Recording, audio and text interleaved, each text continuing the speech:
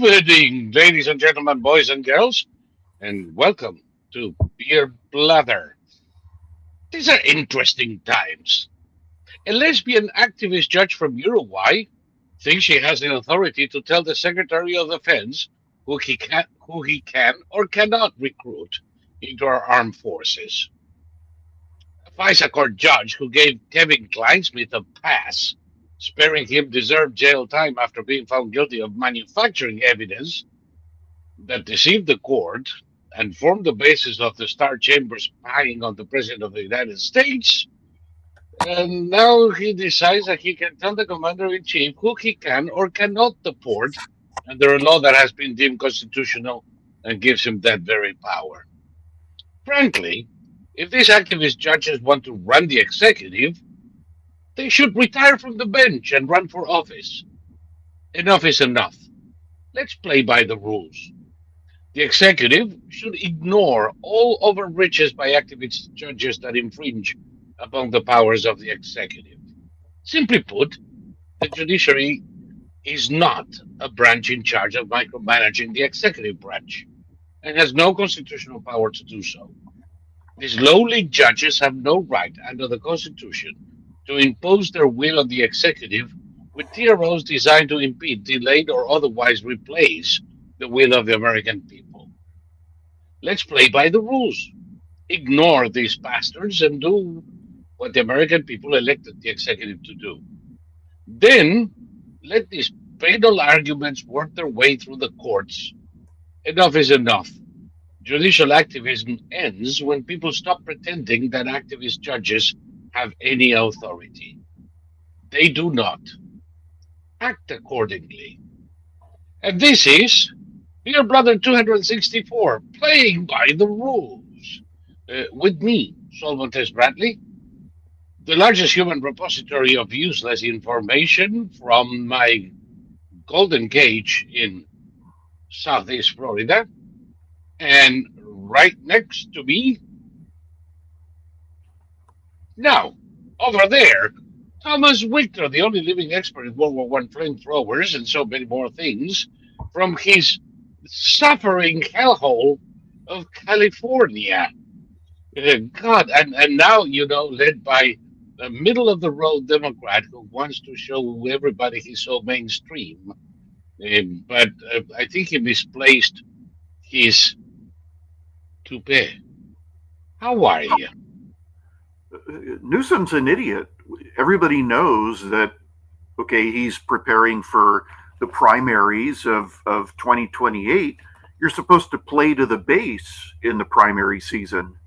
And he's playing to the middle, which is going to guarantee that he won't be the nominee of his party because his party has gone very, very far left. And so Newsom, Buttigieg, Gretchen Whitmer, they're all trying to come across as moderates. Yeah. They're not going to win the primary. It's going to be AOC, or it's almost certainly going to be AOC because she's the most popular. Given that most, Did you see her rally in Arizona with Bernie? Yeah, there were what, like 100 people there, 50 people? Defeating the oligarchy? No, actually, there were quite a number of idiots. Never underestimate the power of idiots. They are defeating the oligarchy. I mean, come on, these people even sound like fucking Peronists now. Well, also, the only oligarchy that exists in this country is in the Democratic Party. I mean, you're not going to, Trump isn't part of any oligarchy. And also, think about it. How stupid is that? They say he's a dictator and he's part of an oligarchy. What? Big one. I mean, okay, the Democrats are in a state of total panic and hysteria. Did you see the video taken on, I think, the New York subway system of the fat girl trying to steal the guy's MAGA hat? Oh, and running away with it? Yeah, he ran away and she couldn't keep her own balance running under her own weight. So she face planted, and then the guy's friend went right up to her and snapped a close up of her face, and then they took off. And what was funny about the whole thing is that she was hysterical with rage, and he was just having a good time, as was his friend. And that's sort of the nationwide attitude that you see. Yeah, I'm seeing more of that.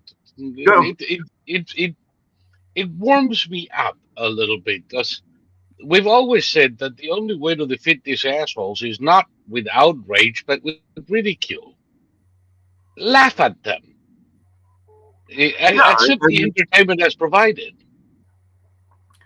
I'm watching less and less sort of news analyst. I mean, analysis. I don't watch anything from the left because what's the point? But I just saw something right before we went on the air. It was Tim Pool saying that Matt Walsh is going to war with Pearl Davis, and I was like, Pearl Davis? Who the hell is Pearl Davis? So I looked her up, and she's a YouTuber called Just Pearl, and she's like a shock tuber who calls women stupid and say that they should all be in the kitchen and blah blah blah blah blah. She says whatever it takes to get her the views, which she gets a lot of views. And Yeah. so here's Matt Walsh getting into a fight with her, and it's just like I can't think of anything less relevant to the current times than Matt Walsh and Pearl Davis having it out. Well, because Matt Walsh is the only person on the planet more desperate for clicks than this Pearl bitch. Well, I mean, she's okay. I mean, somebody said a long time ago. I don't remember who it was. I think he was um, I think he was like a stock analyst, and he said there's people who say the same thing regardless of the question. So if you ask a guy a series of questions and his answer is always green, it's like he doesn't have an opinion. No, Like there's no point in asking him any questions because you already know what the answer is going to be. And you know, Pearl Davis and Matt Walsh are never going to surprise you under any circumstances. So and in a lot of ways, Tim Pool won't surprise you either. And not at all. since since Donald Trump is in the business of surprising everyone on a daily basis, um, I find it's a waste of my time. More and more of the channels that I used to watch, not religiously, but at least occasionally, they're they can't keep up with Trump. And did you see the Democratic strategist who was on with Piers Morgan? And it was one of those awful sections where it's Piers and then like six different faces in their own screens, and the strategist was saying that Donald Trump is not mentally well, that he's senile. And Mhm. Piers, first he kept saying, and what do you mean he's not mentally well? And she said, well, I'm not a psychiatrist. And it's like, and he correctly said, but you just diagnosed him. So Yeah, what's and finally he said, look, I've known him for 20 years. He's 78 years old and he hasn't changed a bit. He's exactly the same man today as he was when he was 58 years old. So and she was left just kind of sputtering like a donkey engine. And I just thought, this is your argument that Trump is senile? my question when they say that Trump is senile, my question is, where the fuck have you been the past 4 years? Well, I mean, Show me the one clip where you mentioned that the president of the U.S. was a senile monkey. and okay, you can That was understand certifiably so. you can understand that they wouldn't want to draw attention to Biden's senility, but Trump is giving daily press conferences, sometimes twice daily press conferences. He's going to 3-hour appearances. I mean, it's one of the stupidest things you've ever heard to say that he's diminishing. He's Yeah, stronger than he but was term. we can't give him any more shit. It, you can say anything you want about Trump. You can't disagree with everything he does or everything he says, and that's okay. But there is no question about his faculties. Now, for 4 years, we've had a brain dead asshole in the White House, and none of these idiots said a peep. Now, all of a sudden, they're all psychiatrists or psychologists, and they're you know uh,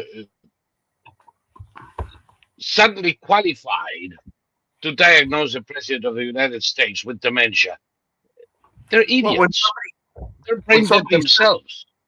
when somebody says the president is diminished, and you say in what way, and then they say, "Well, I'm not a psychiatrist," it's like, okay, you're wasting my time. You just Yes. diagnosed him, and then you turned around literally 2 seconds later and said, "I can't diagnose him." So you're wasting everybody's time here. Well, Get off the if you show. can't just yeah, if you can't just don't piss off. I But don't know. it's It's a bizarre time we're living in because the anti-Trump hysteria it's getting ratcheted up, and mm, since they're having to pay, this is was it Schumer or Newsom? Somebody admitted that all those people that were storming the Republican town halls were all paid. Um, yeah. the people holding signs will admit very cheerfully that they're paid.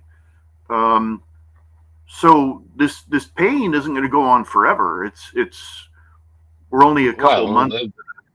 why do you think they're so upset with Dodge cutting off the funds? Well, exactly, and we haven't really come to grips yet with.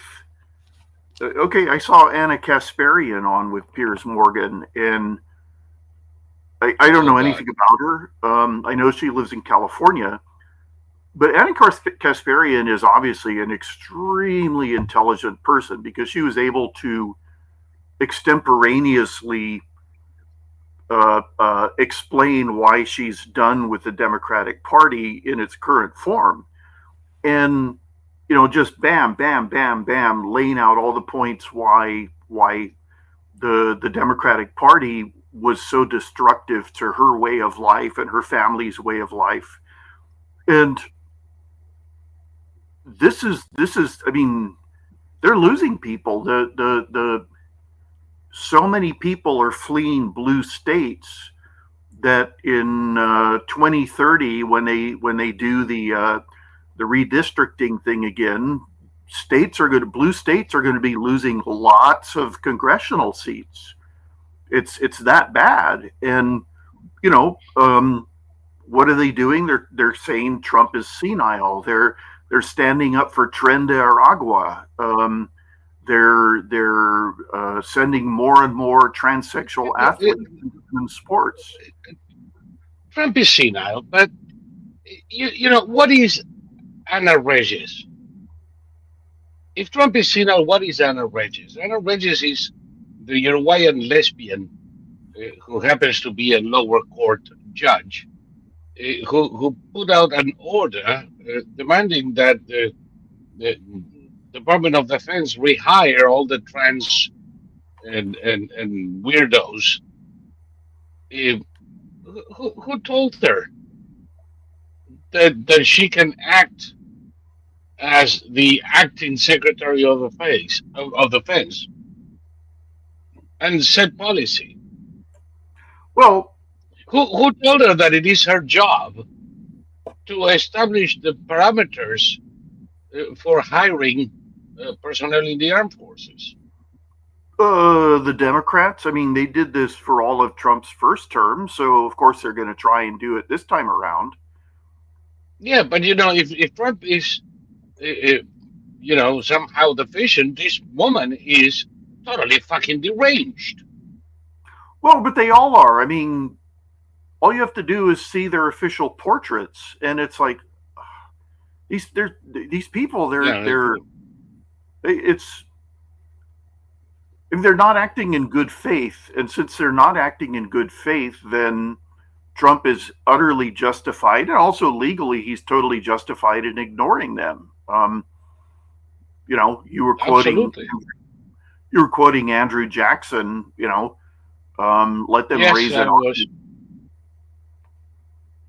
Yeah. Now, Judge Bosberg just let us know his opinion. Now let him raise an army to enforce it. Uh, Yeah. these people have no enforcement. What are they going to do? Refer the case to the Department of Justice for prosecution? I'd love to see that one. Also, Imagine Pam Bondi is waiting for the referral so that she can take Hegseth to court. well, I mean, all of Idiots. this is it's performative. It's not a word I use very often because it's so popular now, but it's performative, and it's not going to help the Democrats. In fact, it's damaging the Democrats. Oops, what was that? Yeah, no, I had to show you pointing at the judge. Yeah, I mean, look at him. I mean, the lighting is bad, but still. Um, Yeah, the guy has a face like the Adams family. well, what was that? I already forgot the name. Jack Smith. I mean, Jack Smith was a weirdo. Was that his name? The special Oh prosecutor? yeah, yeah. The exophthalmic little shit who had to take 3 months before showing up for his special counsel assignment because he had a bicycle accident in Amsterdam. Yeah, and it's okay. That video I was telling you, where the fat girl lost her balance trying to run. I mean, you just compare the two slim, athletic Trump supporters with the hysterical, weird, angry, fat leftist. And when she loses the argument, she resorts to violence.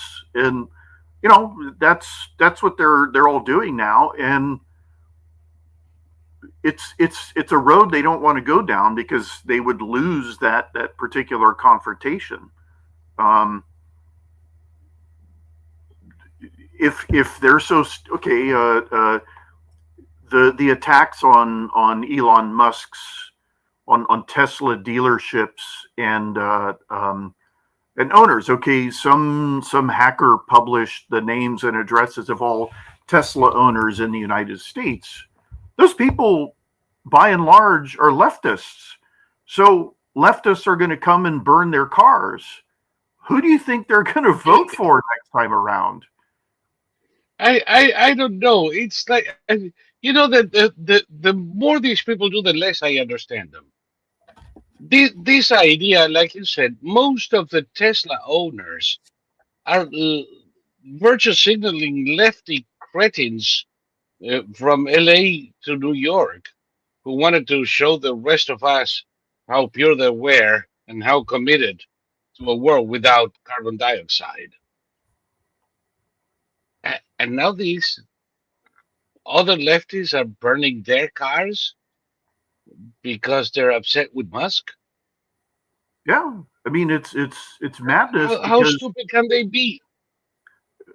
of these Tesla owners, more than half of them, at least, are going to stop voting for leftists. Either they're going to stay home, and if they complain about their cars being burned down, they're going to be attacked, probably physically. I mean, they're what I learned in the last election was that a lot of people have no idea what's going on anywhere, and their eyes were all opened. Back to Anna Kasparian. Anna Kasparian is an extremely intelligent person, and she has admitted that everything she thought she knew about Trump supporters and Republicans was wrong. And if you used to listen to her, she was raving, and she doesn't rave Hmm. anymore. And she what changed her mind about everything was that she was sexually assaulted by a homeless person on the street, and then she learned that a very close friend who lived in the same building as she lives is a Trump supporter, and he knew who she is, and he never challenged her. He never took issue with what she said. He kept his Trump support to himself, and then she found out, and it blew her mind that he wasn't a lunatic. So, as she said on Pierce Morgan's show, that it isn't the Republicans who are destroying her quality of life and the quality of life of her family. It's Democrats. Yeah. And do you see the Democrats turning that around anytime soon? I don't. No, I don't either. And I still think, there's going to be this let's fight the oligarchy rally between an old man in his dotage and a moron in her nonage, uh, gathered somewhere around 20,000 people. I'm pretty damn sure that they can do that and more. Um, so what? So what? If you get me somebody to practice surgery with their hands, getting chicken bones out of people's stomachs, you can get 100,000 at any stadium just to look at the marvelous uh, uh, witch doctor. It doesn't mean anything. And then you listen to them, and what they are is at best anachronic. They're using a discourse from the 1920s. It's not even a joke on Bernie Sanders being older than Methuselah. It's that his ideology is older than him. This is a type of discourse that nobody has used since Lenin died. Well, also the And two of nobody them, knows the meaning of it. well, that's the thing. The average American doesn't know what oligarchy means. And those two members of Congress are emblematic of the members of Congress who are multimillionaires with no ability to show how they became multimillionaires. So, um, okay, Hey, back to I'm old enough to remember. I'm old enough to remember when Alexandria Ocasio Cortez was sleeping in a sofa at a friend's apartment in D.C., complaining that as a recently elected Congress thing, she couldn't afford a one-bedroom apartment in D.C. right, and now she's a multimillionaire. So how'd that And, happen? and and now she's worth a couple of hundred million. Where the fuck did she get that money from? Well, Joe Rogan, who is not an idiot, finally turned on Bernie Sanders and called him a fraud. Bernie Sanders and called him a fraud. But that happened in late 2024. Yeah. So up until that point, he supported What Bernie what took Sanders. right? What took you so long? Well, this is the thing that Americans, the American voters, they tend to believe things without looking into them. And once you are well informed enough, there are a lot of things you don't have to look into to know.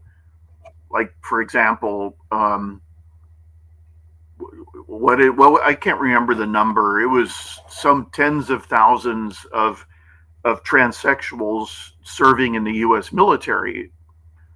I knew that number was bogus Yeah. because that would be an overwhelming percentage of the population. And, the number of transsexuals in this country above the age of 18 is tiny. Um, there's a lot of Less than half a percentage point. there's a lot of people who call themselves transsexuals because it's trendy or they're crazy or whatever, but the real transsexuals before the this became a political statement, the numbers were tiny, statistically insignificant. And I saw it was a panel of 4 transsexual male to female veterans, and it was embarrassing. It looked like four guys wearing wigs and you know, with stubble, and it was like, what are you doing? This has nothing to do with protecting the country. This is more of this politicizing and social experimentation of all our institutions, and the U.S. military was the last one to go. Hopefully under Hegseth, it's already. I mean, the recruitment numbers have gone through the roof already. So, but basically, Trump has no boundaries right now, other than the logical boundaries that any world leader would have. And as Victor Davis Hanson pointed out, a lot of what Trump says is deal-making trolling, where the first thing he says, his first position, is way out there, and then that's what gets everybody's attention. How many times have we said, why do you have to go to Victor Davis Hanson? And by the way, I like him quite a bit. But why do you have to go to him? We've been saying this shit for 8 years now. Oh, yeah. Yeah. Trump's first position, it's out in the wild fucking West. Yep. And then we negotiate. Yeah, exactly. He has to get your attention. He says, we may take Greenland by force. And guess what happened in the last Greenland election? Looks pretty good for the Trump-minded people as far as Europeans go. I don't know. Listen, as far as Europeans go, 9 parties out of 10 are pro-independence. Mm-hmm. The pro-independence parties add up to about 80% of the vote. Mm-hmm. But that is something that was already known. And you and I discussed it, and I said, the only reason, let's face it, number one, I don't think the U.S. has any real interest in Greenland other than the ability to put up a couple of nuclear submarine bases there. Mm-hmm. We don't want it. We don't want it as a state. We don't want the 2 radical fucking Democrats that would come to the Senate from Greenland, representing less people than you have in one building in New York. But all of that said, the only reason that Greenland is still nominally subject to Denmark is because Denmark is paying 800 million euro a year in subsidies so that these 56,000 Eskimos don't have to work. And as long as they get their subsidies, they don't give a shit about anything else. Mm-hmm. If independence comes with a rejection of Danish subsidies, then there won't be any independence. If the U.S. was to offer, okay, fuck that, we'll give you $1 billion, just come over to this side, they will, faster than you can say, oh shit. And they'll become something like the Marianas. We don't want it. We're going to get our bases anyhow. We're going to get them with or without their independence. And that's about the end of it. And I don't know why people are talking so much about Greenland. Well, again, people just don't understand anything, and they after all this time, Trump's been in the political realm for almost 10 years. No, for 10 years. He started in 2015. Yeah.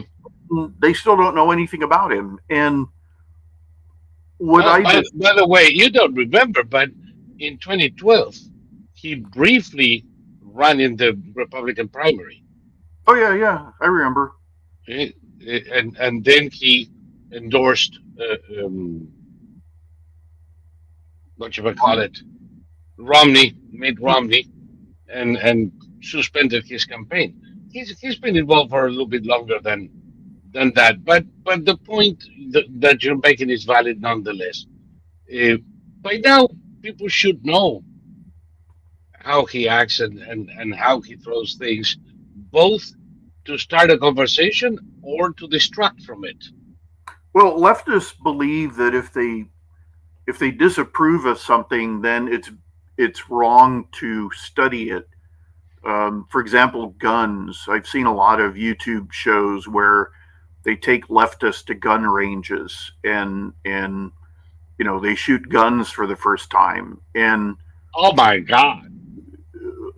they mention that a lot of times anti-gun people will refuse to even shoot a gun or touch one or study it or anything. And you know, if you oppose someone or something, then it pays to at least know something about him. But Trump's enemies don't know anything about him, and No, the voters who hate Trump without being able to explain why, um, that makes no sense at all to me. no, it's emotional. It's not rational. No, It's no, emotional. Remember, the left will never appeal to your reason. They will appeal to your emotions each and every time.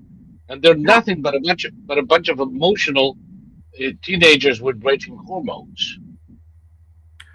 Well, I started watching the TV show Cops when it first came out, which is 40 years ago or whatever. Oh yeah, And the quality of people being arrested, I mean, maybe they just couldn't show a lot of stuff on TV.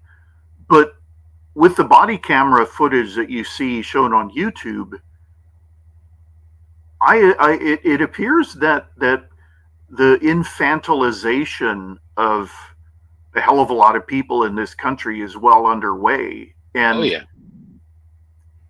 the tantrums, the irrationality, it makes you wonder. And okay, only a tiny percentage of the population ends up dealing with the police under adverse circumstances, but still, the quality of the people is Yeah, dropped right before. maybe just to give another example, because I think you're onto something here. I remember when Jerry Springer started with his show, Mhm. and it was a freak show. It was like Barnum and Bailey's freak show. Eh, those weren't people that you met on the street. Those were people that existed in the margins of society and that most of us never had any interaction with. There was a certain infantilism to the whole thing. Now I see more and more students at Harvard Mhm. display the characteristics of a hot-headed whore at Springer. Well, I knew we were in trouble. It must be going back 15 years by now. I knew we were in trouble when colleges started talking about trigger warnings and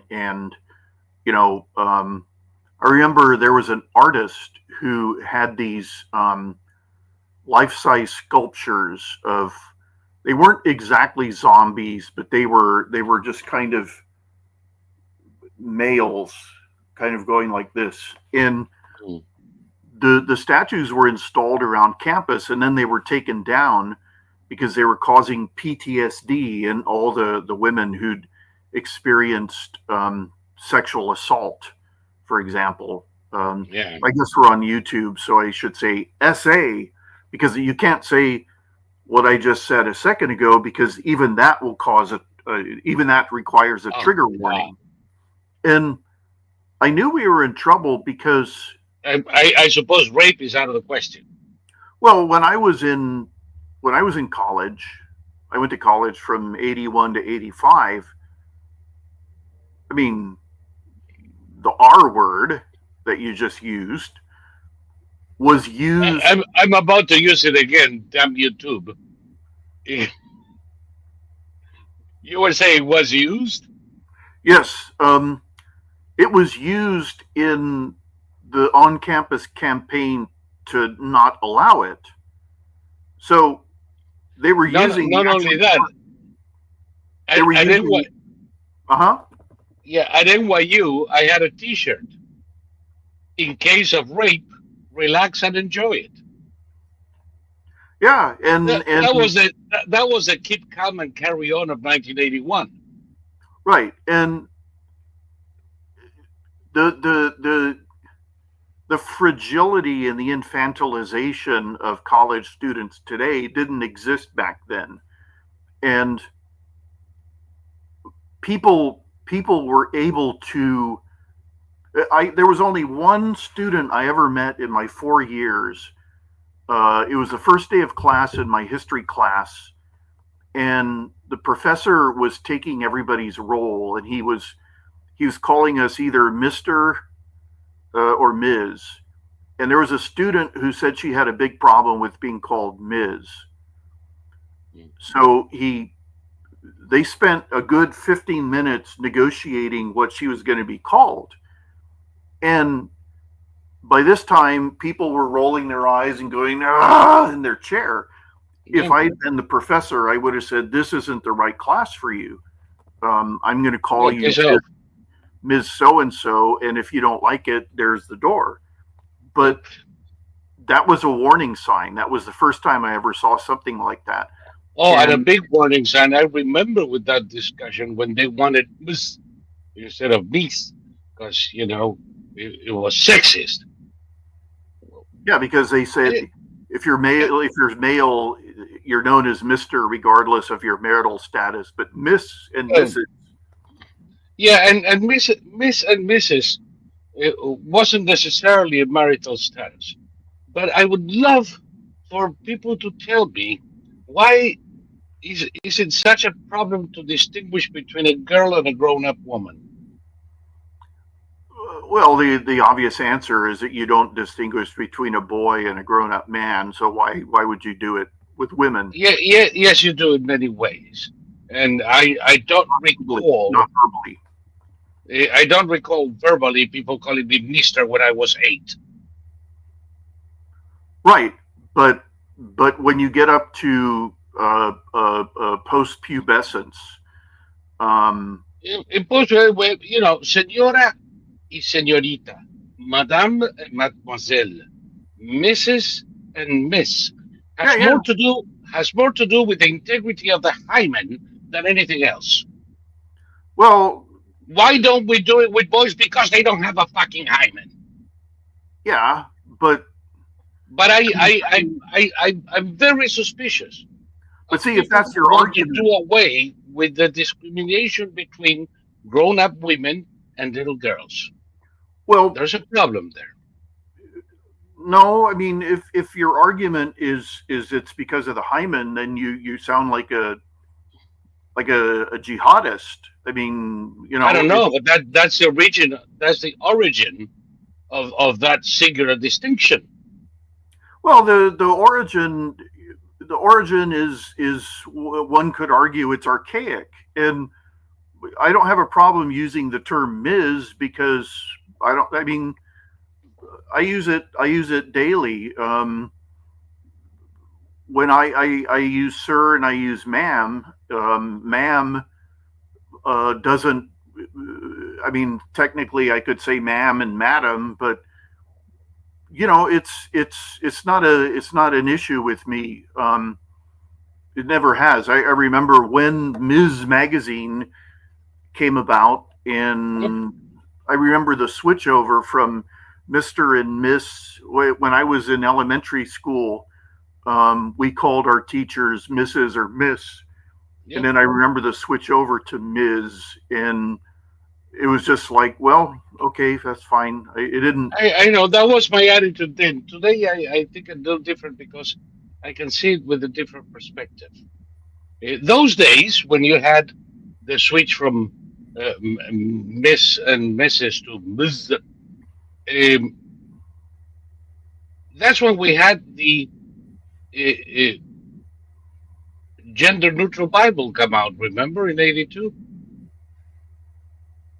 No, that seems pretty insane to me. Well, because if God was a Hebrew hair, and Oh, I see what you mean. I see what you mean. and Yeah.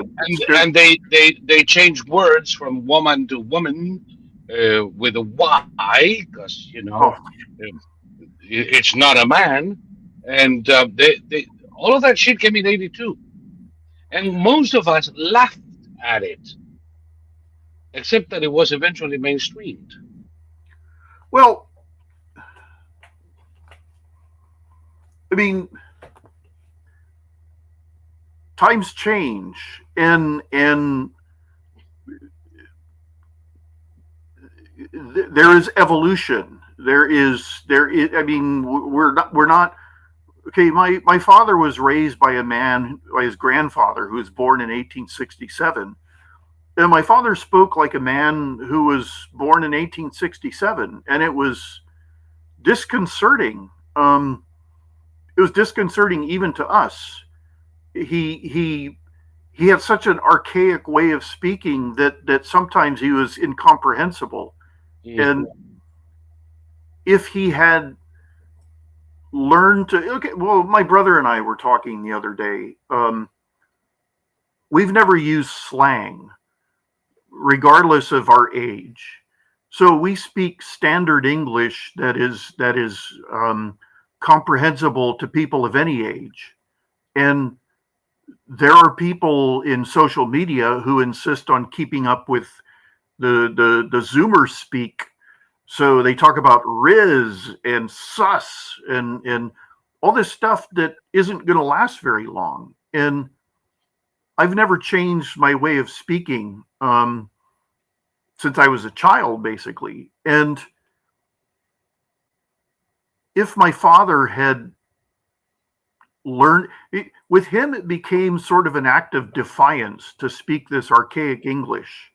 And if I it can confused, understand that. well, if it confused, I mean, it was mind fuckery in a lot of ways. And Yes. I'm not a fan of that. I don't believe in beginning a relationship with a stranger by trying to fuck their minds. And it, it, No, it, I usually do that, but when I want to end the relationship with somebody I don't, and I start using language they cannot comprehend, because it's like intellectual abuse, if you will. Um, but I do it when I want to end the relationship, not when I started. well, see, my father would have made everybody's life easier if he had just simply spoken like a man born in, oh, well, like the way his children spoke. My mother was an English teacher. She was an elementary school teacher and became an English teacher for junior high kids. And so she spoke a beautiful, standard English, and we learned by the time we went to school, kindergarten. We already knew how to read and write and add and subtract and speak. And I told you I read the first adult novel I read was Papillon when I was 7 or 8 years old, and moved on to The Day of the Jackal. So uh, things change, and I I mean, okay, let's go back. You were mentioning France. Have the French adopted a word equivalent to Ms., or do they still use Madame and Mademoiselle? They still use, but they do have an equivalent to bees, but it's not widely used. Hmm. Madame and Mademoiselle continue to be the preferred of most French speakers. Right. Same thing in Italian. Hmm. Signore, signori. Hmm. Same thing in Spanish. Although there are people trying to eliminate the differentiation between Well, it's already a done deal in our country, and I don't think it's led. I don't think the adoption of the. I mean, there's still a lot of people who don't use the term Ms. despite all the time that it's. Uh, if you, yeah, I know. If you go to the South, for example, again, back to these police body cam videos, they always called, they say, do you know Miss Brown? Do you know Miss, and a lot of times they use the first name. So Miss Janet, I'm here to speak to you, that Yeah. sort of thing. And Miss Janet may be 80 years old. Exactly. Yeah. And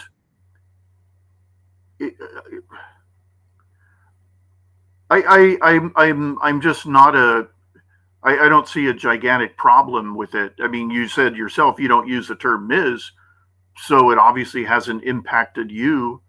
Um, No, no. It cost me uh, uh, some potential relations because they didn't like me. They would correct me. I said, oh, well, I don't give a shit. Um, I always remember my uncle Robert, the Italian one, and we went to a store in Buenos Aires, and there was this very old woman in the counter, and he says, "Good evening, uh, Senora," and she looks at him and says, "Senorita," and he looks at her kind of bewildered. Says, "No, no, let me see. I want to see proof of that." Which of course, what it means. And I've always laughed at it, and I still do. Um, I'm not one that will take issue with people who use one or the other or both. your I don't uncle think it's a faux pas. your uncle went to a store, and when the person wanted to be called something, he tried to start a fight, and it's like, No, he didn't try to start a fight. yes, he did. No, actually, even she laughed at it because senorita means celibate, means that she's never had sex. That's the meaning. Okay, That is the real meaning. So, okay, at your age, once I was introduced to a woman. She was a supervisor at Delta Airlines in Barajas Airport in Madrid, and her name was Inma. And I'm introduced to Inma, and I looked at her and said, "Inma, is that Inmaculada?" And she says, "Yes." And I look at her and say, "I don't believe it. You're too pretty to be Inmaculada." And she left, and for about 10 years, I traveled first class out of Barajas because she was in there. It's not necessarily a fight. It could be a fight, but it's not necessarily a fight. It could be just something funny that people interpret it as such. Mhm. Immaculada is, of course, immaculate. It's, pretty woman without macula. Hell no, you wouldn't have made it this far. Yeah, senorita is a senorita is a type of fish, so that settles that argument. yeah. Well, I don't know where. This is news to me. A name given to a small labroid fish, native in Californian waters, called a senorita fish. Yeah, because it reminded the guy who named the fish was reminded by its appearance or smell of a girlfriend a long time ago. Senorita is a young unmarried woman, and usually it's referred to still virgin. Um,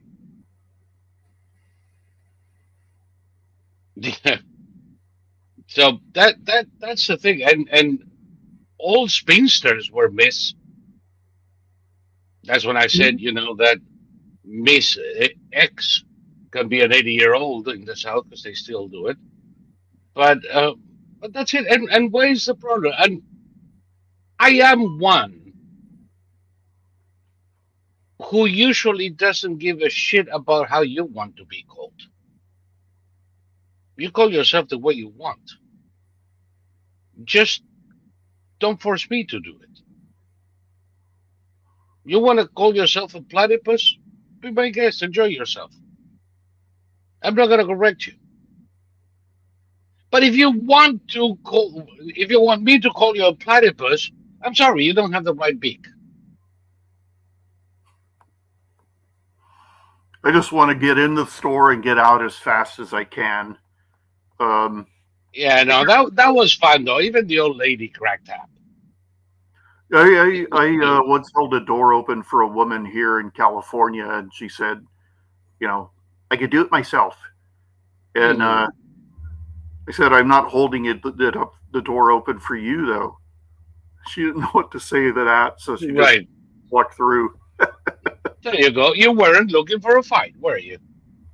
No, I mean, it's this is California. All Californians are looking for a fight, and Yeah. they No, and they and, and feminazis always on. well,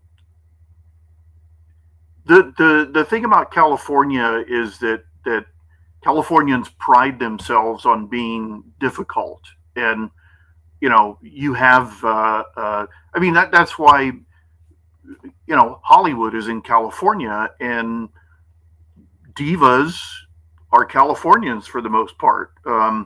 They're either Californians or they become Californians. They come live here and Hmm. become ridiculous divas, and you know, uh, it doesn't get you anywhere. I've got new neighbors who moved in across the street, and they had their first Mexican party, and it was very strange because it was nothing but men, and they were all like these people here next door. They're all grossly overweight and you know just kind of like buoys, just bumping into each other. These guys across the street, they were all like prison guys. They're all inked up and muscular, and they were playing the worst narco corridas I've ever heard. And they had a huge case of beer, and they were all sitting as far apart from each other as they could. And so they had to yell because they had the music turned up. So it was yelling and loud music and that ear splitting laughter that some kind of men use to show how macho they are. And every now and then a little child would come running out of the house and then like sort of take measure of what was going on and then go back inside.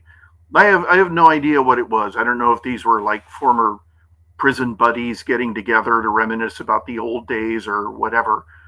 But it, it, it was. I mean, I couldn't hear myself in my own house, but I was not going to go across the street and confront them because anybody who does that is not amenable to a neighbor saying, "Could you please turn it down?" They're going to take that as an insult.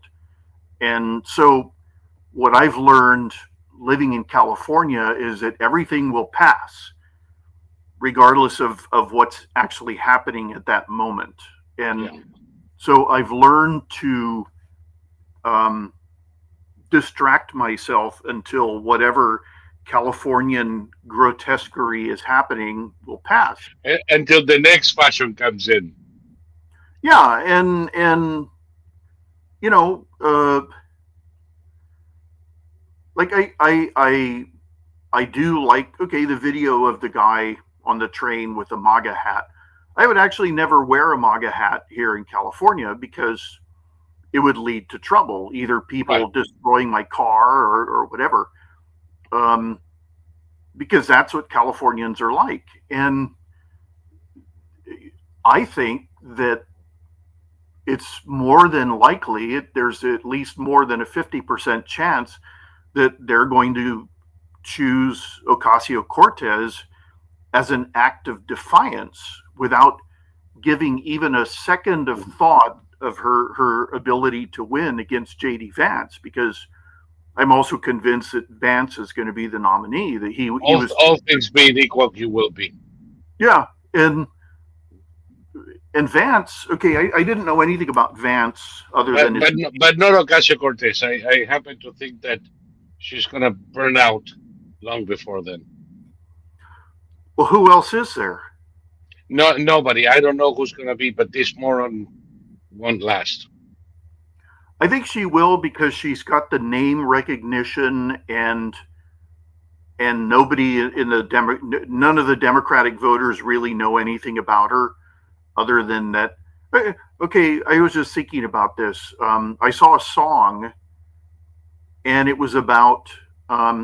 Okay, there was a song in the '80s called "I Wear My Sunglasses at Night," and this song was about leftists wearing big glasses so that they can appear smart. And I don't know if you've noticed, but the glasses are getting bigger and bigger and bigger. Don Lemon now wears these glasses they look like they weigh like 2 pounds. And Ocasio-Cortez wears. That has nothing to do with eyesight. It's more like Elton John type of thing, you know. Well, but everybody's doing it. All these newscasters, these anchors, they all wear these thick, gigantic, heavy glasses because they want to look like 1950s eggheads, and Yeah. it's the dumbest thing you've ever seen. And Ocasio-Cortez puts on her glasses when she's on a committee and asking questions so she can appear smart.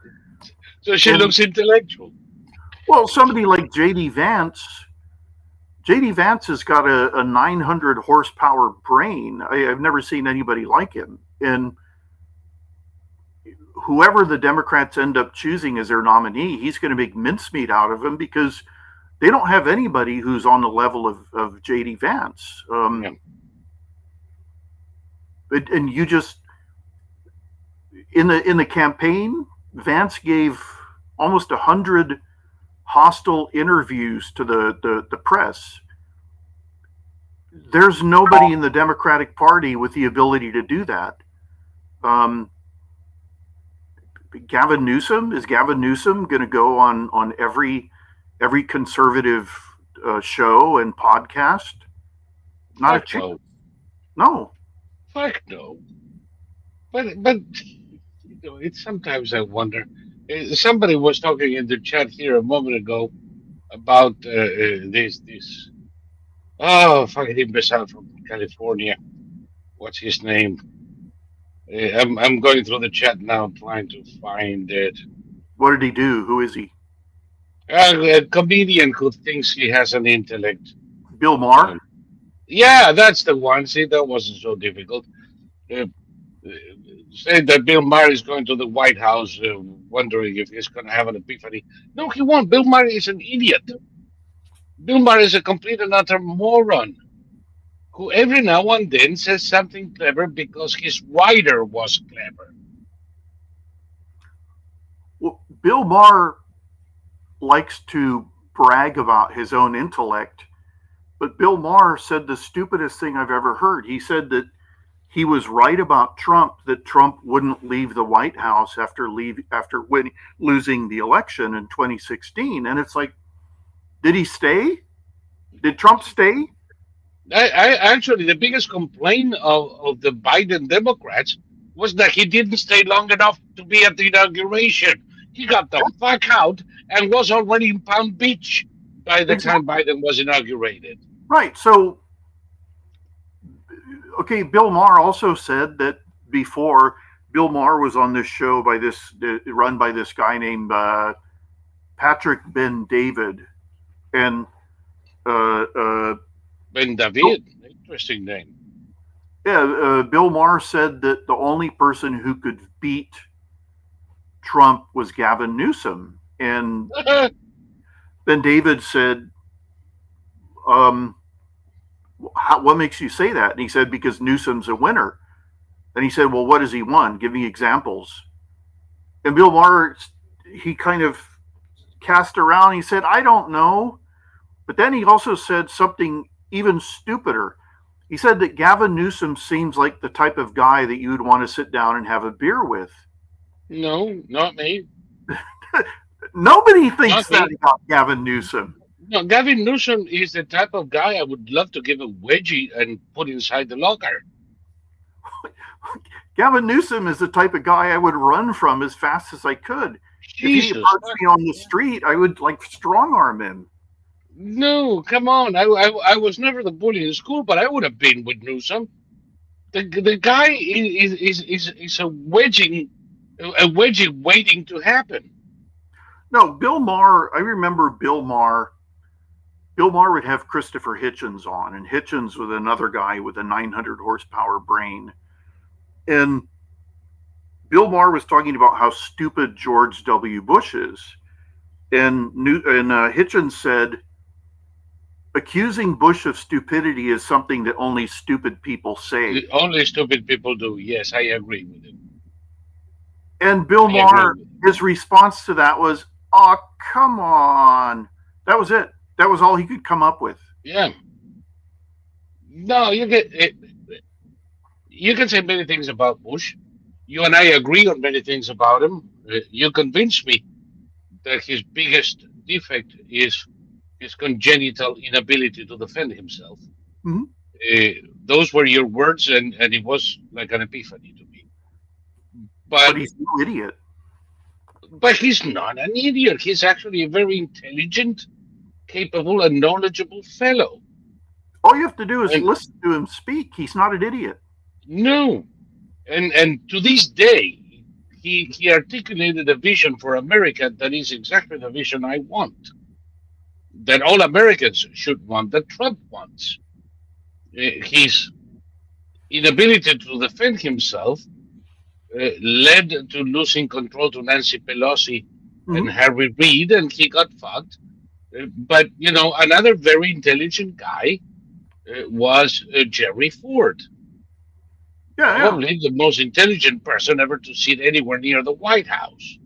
And he was defeated by a fucking peanut farming moron. Well, because Ford got the press did a number on him, and the popular image of Ford, even going down to appearing in Pink Panther movies, was that he was a dumbass. Dumbass and a clumsy dumbass. Exactly. What was his name? Chevy Chase. Chevy Chase with his pratfalls in Saturday Night Live. Chevy Chase built his career out of mocking Jerry Ford, the most athletic president we ever had. Well, this is the thing. As being clumsy. I mean, come on. Okay, Nixon. Nixon was incredibly athletic. There's an amazing photo of him as a young football player, and yes, he looks like a model. And the photo was taken in, I don't even know when, the 1920s or something. I think maybe even earlier, but probably later though. Well, it's the press. Yeah, he was a man in his early 50s in 1960s, so it should have been the 30s. So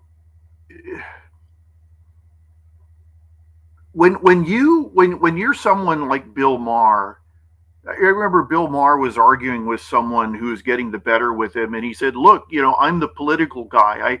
So he did appeal to false authority, using himself as a false authority, and it's like, wait, I should defer to you when you're dead wrong simply because you tell me I should? I mean, Bill Maher is very articulate. He's natively intelligent, but he doesn't know anything.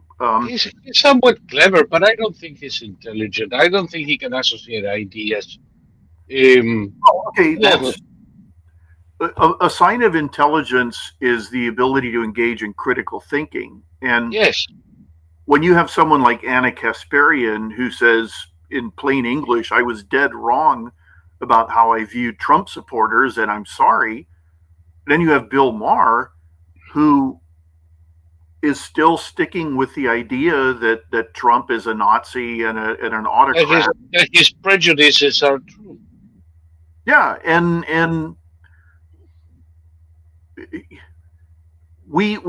it's now extended to federal judges. These federal judges are no different than Bill Maher. They're no different than Antifa. They're exactly the same. I've had to stop watching so many. I was watching this channel, and it used to really, I didn't understand because these guys present themselves as the smartest guys in the room, and they were talking about how Syria was allying Syria under HTS or under the interim government was allying itself with Iran, and finally the guy said that HTS were Shia and Iran are Sunnis. And the Iranian mullahs are Sunnis. And I was that comes as a surprise to many a mullah. well, that's the thing. That it's like, okay, you just showed me that your thoughts about any subject are without value. If you were so goddamn stupid and ignorant that you think that the Shias, the Shia or the Iranian mullahs are Sunni Muslims. I mean, you can't even be bothered to figure out the difference between Shia and Sunni. I mean, come on. Wouldn't take too long.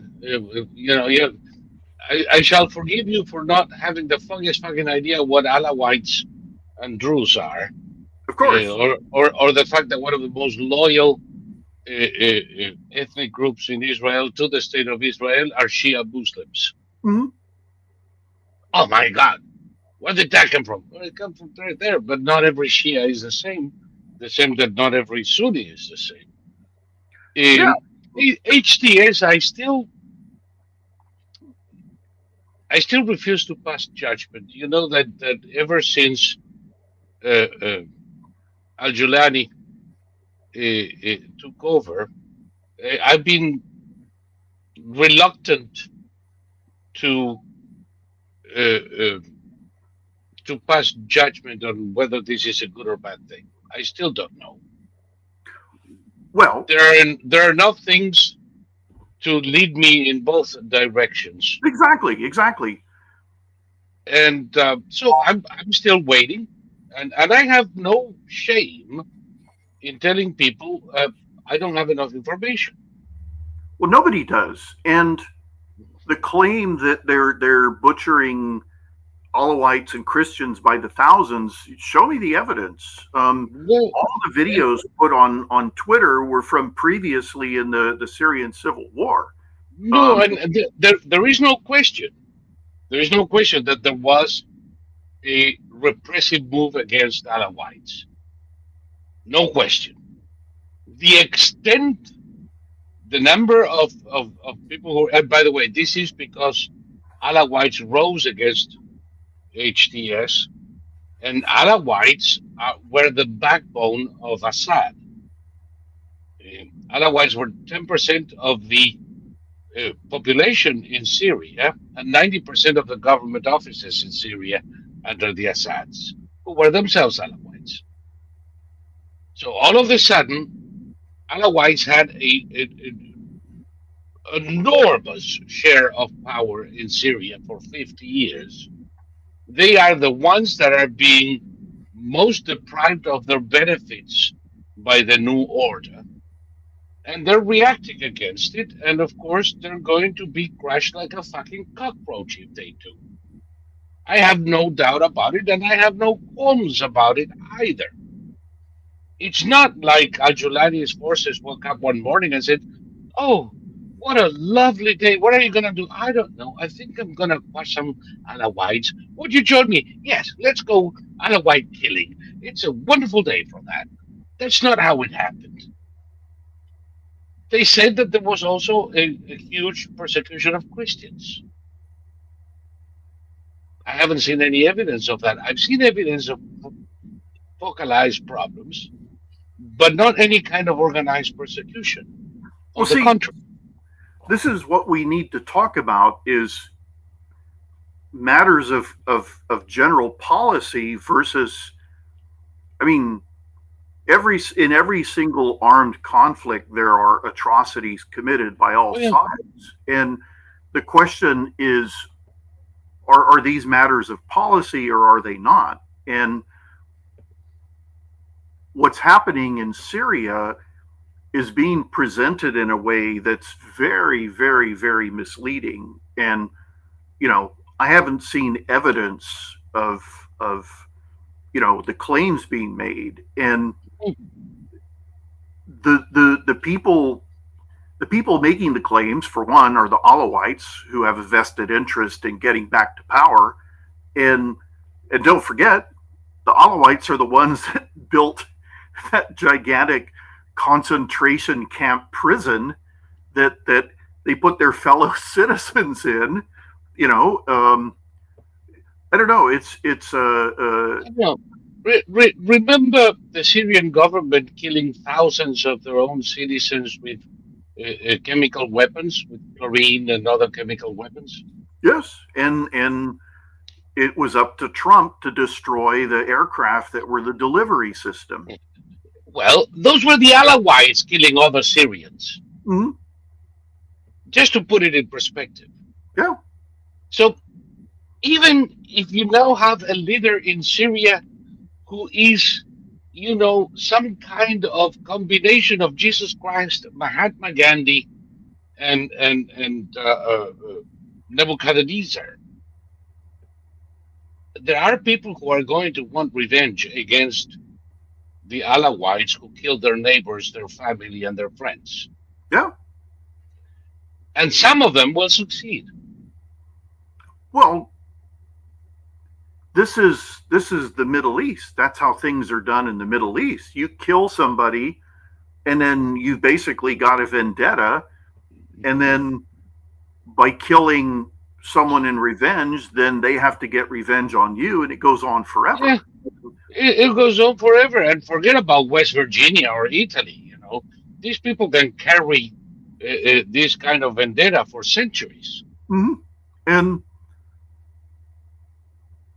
the good news about all of this, I saw the former Israeli spokesman, Jonathan Kinrakis, or something like that. Yeah. He was on.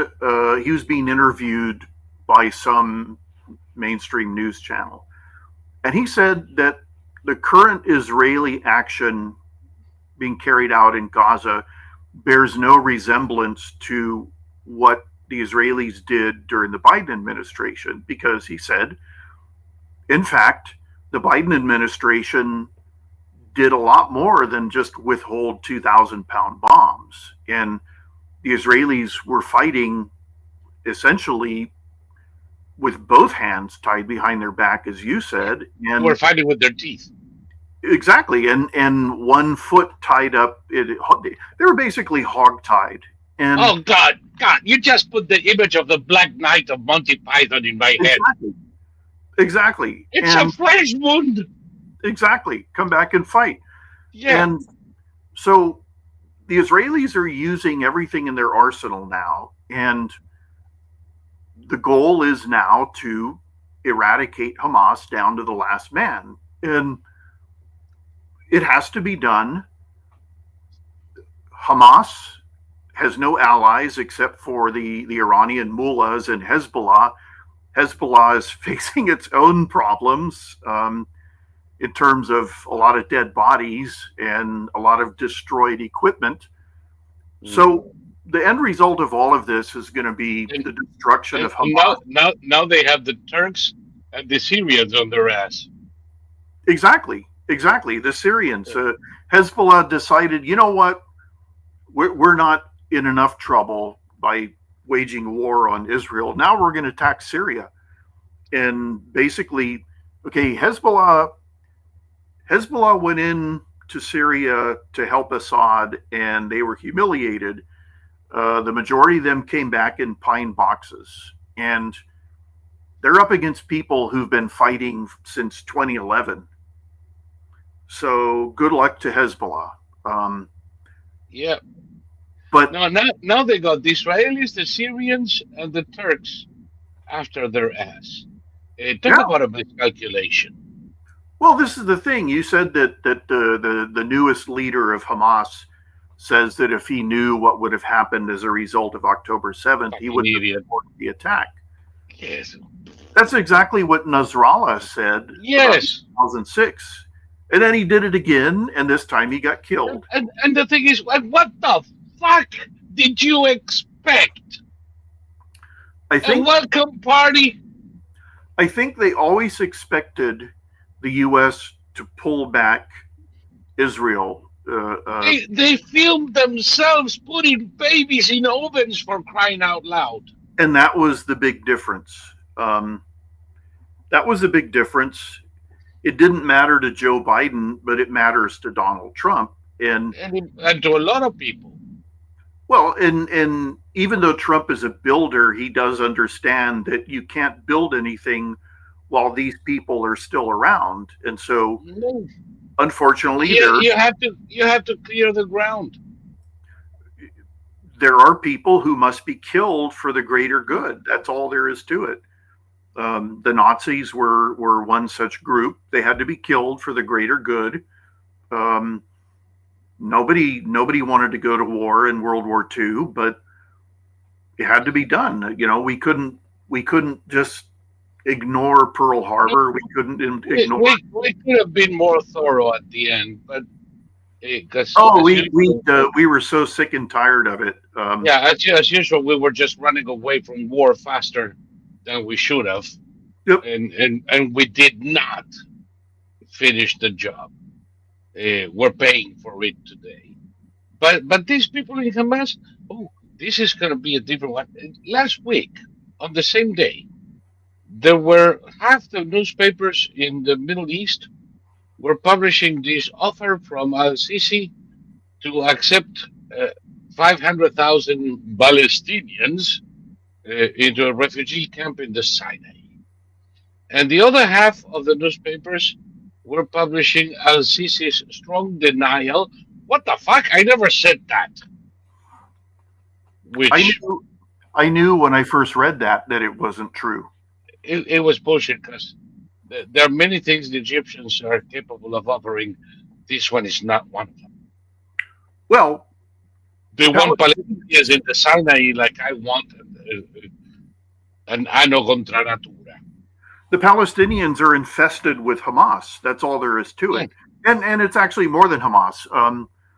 When they had that satanic ceremony where they carried the coffins of the babies who they'd murdered, the Israeli The babies. Palestinian Islamic Jihad was doing that. Well, it was Hamas, Islamic Jihad, the Popular Front for the Liberation of Palestine, and what the hell, Fatah, the Fatah parties, and all the men had their special headbands that And identified. yeah, So every what do they call them? Armed wing of the political parties was taking part in that. So yeah, which goes to prove what I always say: when you're done with Hamastan, start working in Fatastan. There can be not one left. This is not Highlander. no, In Highlander, there can be only one. In Palestine, there can be none. Not even one.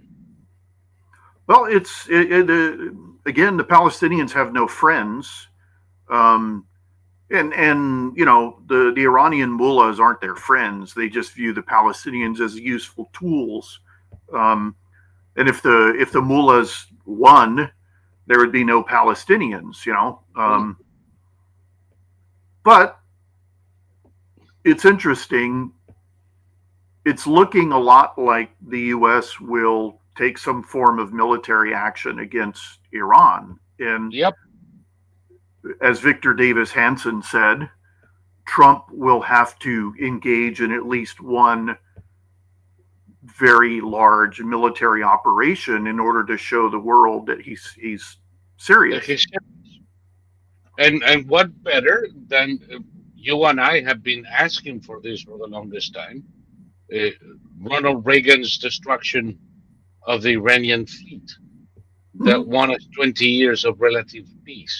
Mhm. Uh, I think we should do that. I think that the US has to go in, ideally with Israeli, Saudi, and Emirati forces, and destroy Iran's navy, the Revolutionary Guards bases, and the capacity of the Iranian army to operate within Iran. And then let the Iranians do their voodoo. In the past couple of days, we've celebrated the Iranian New Year. Now, this Iranian New Year has nothing to do with the mullahs or with Islam. It is a ceremony that coincides, oh my God, with the spring equinox, and it is the New Year, no war, and it's full of very much the same ceremonies that we have in Celtic Europe of jumping, building Bonfires. bonfires, large and small, and then jumping the small bonfires. Jumping the fire is the ceremony that is done on the day of the equinox. And the Iranians have been practicing this for 3,000 years, long before the Islam arrived in that land. And I believe they will continue to practice it long after Islam is as much in the rear view mirror. Uh, those people are aching to take back control of their land, destroy the military capacity of the mullahs, and they will. Yeah, it's okay.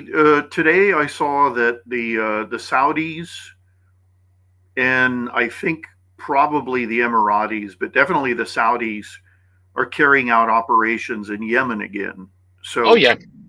they didn't make it. Remember when Biden forced them to stop? Yeah, Sometimes I think I'm the only one who remembers that shit. he forced them to stop after the Saudis had essentially defeated the Houthis. Yeah. And all the reporting, the Saudi war against the Houthis began in 2015, and we were told that there was going to be a nationwide famine. Didn't happen. We were told that there was going to be nationwide plague. Didn't happen. We were told that the Saudis and the Emiratis and their allies would march off into the desert and die at the hands of the wily Houthis. Didn't happen.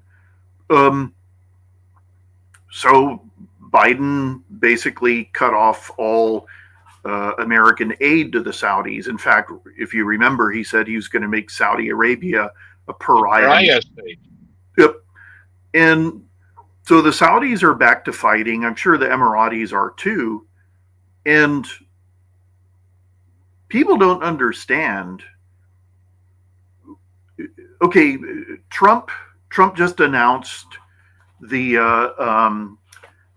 Boeing is going to create the F-47 fighter aircraft. It's an air superiority aircraft.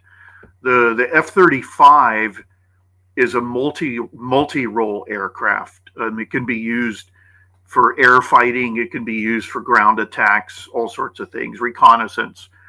The F-47 is going to be an air superiority aircraft, and the pilot is going to have a swarm of drones that he controls from his cockpit. Yes. So, and I don't mean little quadricopters. I mean No. It's a different kind of drone. So each F-47 is going to have the equivalent of a fighter squadron working with it, and it'll be one man or woman, one pilot controlling these drones, and it's going to use AI. There are people who say that bombing the Houthis from the air is not going to work. you people saying that have no idea what we have in our arsenal. You know, Mm. the vast majority of our weapons we've never used. The So Houthis don't have any idea either. exactly. There was a when the Saudis and the Emiratis were fighting the Houthis, there was this astonishing video put out, and it showed an Emirati F-16 that dodged 6 Houthi ground-to-air anti-aircraft missiles, one after another. And these were the top of the line that were provided by the Russians. Crap. The Emirati pilot, he was in no danger whatsoever. And that was 10 years ago. So now, and okay, no offense against the Saudi or the Emirati Air Forces, they're not the American Air Force. So what we end up doing to the Houthis, what we're doing right now, is way different from what the Saudis and the Emiratis could do. And yeah, the F-47. This is going to be a game changer. The illustration that Trump showed that it also had canard wings on the front. So this is relatively accurate, but it's missing the frontal canard wings, like the. Yeah. This is, I don't know if those are fixed or deployable, but this is the flying. This has been flying for 5 years now, undergoing tests. Right, because this is an operational. We're going to adopt this in only 5 years, by 2030. Yeah, we've already been flying it for 5 years. Mm-hmm. But that's a game changer. That is an absolutely incredible plane. Yeah, because it's a 6th generation. Yeah. Remember, the Chinese brought out some terrible piece of crap that they called a 6th. Yeah, in October last year. Yeah. They cannot build jet airliners. Jet engines. Yeah, so, exactly. But they can. These guys have rotating jet engines. They can do shit, and the Chinese version. Yeah, sure. Just like the J-20. Yeah, and see, the press again tells us that the Chinese are 10 years ahead of us in technology, and it's like, where did you get that? Who told you that? The Chinese? A little green man in the middle of the night. Father Chris is saying here in the chat, is it true what I read that the Houthis are also a Russian asset in addition to being an Iranian one? Yeah, listen, people have already forgotten. I'm going to make it a little self-referential for a second. In 1984, we were on an aircraft, a Mac flight, coming back from Diego Garcia. And suddenly, we had a couple of MiG-15s actually, on each side of the plane that forced us down in Sana'a. South Yemen was the only openly Marxist-Leninist state in the Middle East. Correct. Not one of them, the only one. A staunch ally of the Soviet Union, Marxist-Leninist, and until they broke the country and drove it into dust, pounded into dust, at which time they fell of their own weight after the fall of the Soviet Union. But they left the spawn behind them. The Houthis are part of that spawn. These are the Marxist-Leninist guerrillas that are what's left of the Marxist-Leninist state in South Yemen. And they are allies of Iran and Russia. But then again, Iran is also an ally of Russia. Well, if you look at video footage from the Saudi Houthi war from 2015 to 2025, sorry, 2021, you'll see boxes of rifle and machine gun ammunition that are all marked for the communist government of Yemen. Yeah. And these all came directly from the Soviet Union and then later the Russian Federation. So There's still the same thing. And by the way, we were on the tarmac for, it was just short of 3 days, in the plane, doors closed, 120 degrees.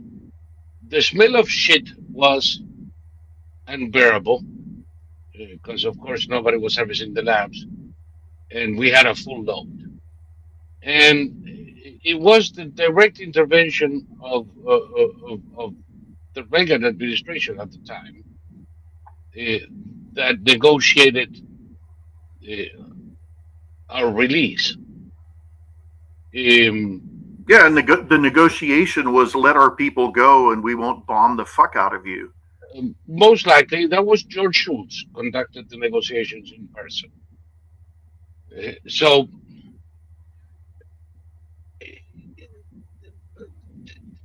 Yemen is been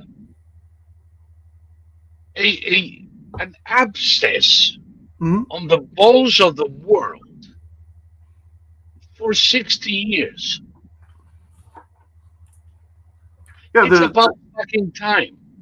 the main reason Yemen has so many problems is that it's not a single country. It's a region. The people in the north practice a different religion, and they're Yep. a different ethnic group from the people in the middle. And they were not Marxists. Exactly. And the people in the South have been fighting for their own liberation from Yemen for decades now. Yep. And They were essentially an independent country for a while. exactly, that was the thing, that Yemen's history is really short. You know, the modern history of Yemen, Yeah. because the southern part of Yemen was an independent country well up into what, the 1970s, the 60s, something like No, into the 90s. the 90s. It was after the fall of the Soviet Union that Yemen reunified Yep. and created a small window that it looked like it could be okay. I remember in 2004, it still looked pretty much under General Ali. It looked pretty much like it could, develop into another Arabic Peninsula country, prosperous and happy. It didn't happen. Most of these Yemenites are related by blood with Saudis. For the Yeah. Saudis, that's why the Saudis, far from destroying Yemen, waged a limited war that aimed at killing the least amount of the population as possible because they're all related to them. They're the same Well, tribes okay. on both sides of the border. This is another piece of disgraceful dishonesty on the part of the press. The dictator of Yemen, who was there for 30 years or whatever he was, he waged the Houthis as we know them first appeared in 1994, and the general in charge of Yemen, the dictator, waged Operation Scorched Earth, and so 98% of the destruction you saw in Yemen was caused by the dictator. That. And so the press would film destroyed buildings that had been destroyed in 1997, and they blamed it on the Saudis and the Emiratis. So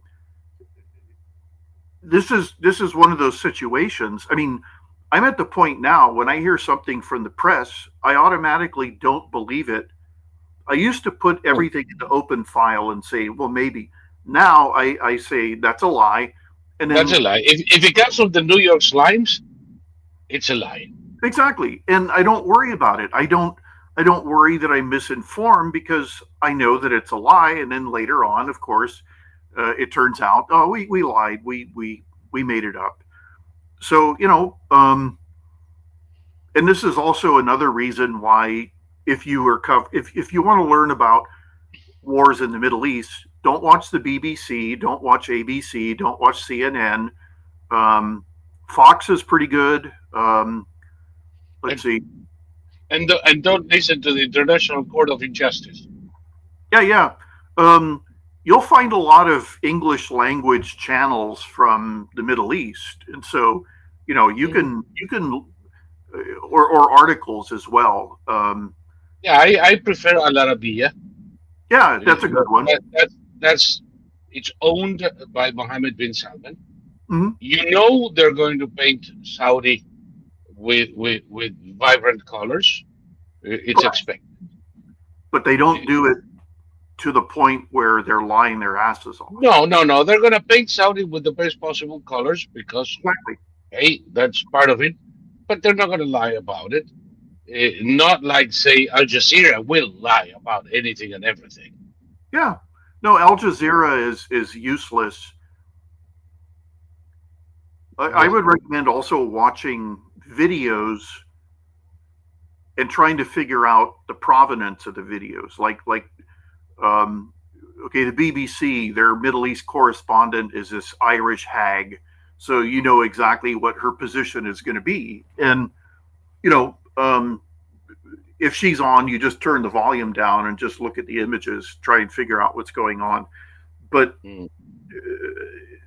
you know, the BBC is very funny. They were allied with like the most prolific pedophile in human history, and there were no repercussions. No.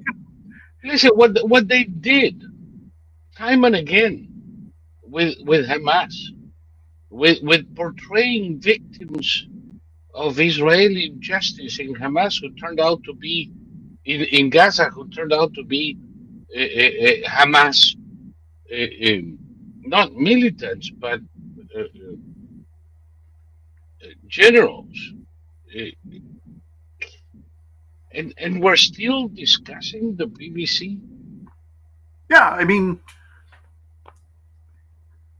I haven't followed on a daily basis Israel's war in Gaza because I did that in 2014, and I walked away having proven that the casualty figures were a complete fabrication on the part of the Palestinians.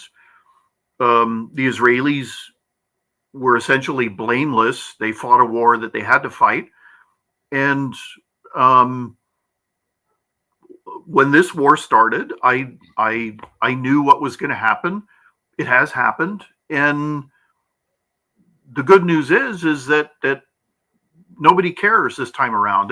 In 2014, remember the four little boys killed on the beach, and there were photo montages and honors and murals painted on buildings. None of that's happening this time around, and it's because Hamas made the suicidal blunder of publishing the videos of the atrocities they committed. And you know, um, the only people still marching for Hamas are in London and here in the U.S., but we're starting to deport them. So Yep. they're getting expelled from the universities that were Yeah. receiving federal funds. If anything, we need to put a little more effort into it. I was watching an interview with the wife of Khalil. Khalil is the Syrian asshole who was no longer a student, who used to be a graduate student at Columbia University, um, hardly, if at all, studying because he was too busy organizing anti-Israel protests and all that jazz, and giving interviews as the guy in charge of the occupation of campus. And he was a permanent resident. Uh, Not anymore. His permanency ended. And they arrested the son of a bitch at his home. And the wife was wailing that they asked him, "Are you Khalil?" "Yes, I am." And they arrested him and took him away. And he said, "Go upstairs and bring my green card."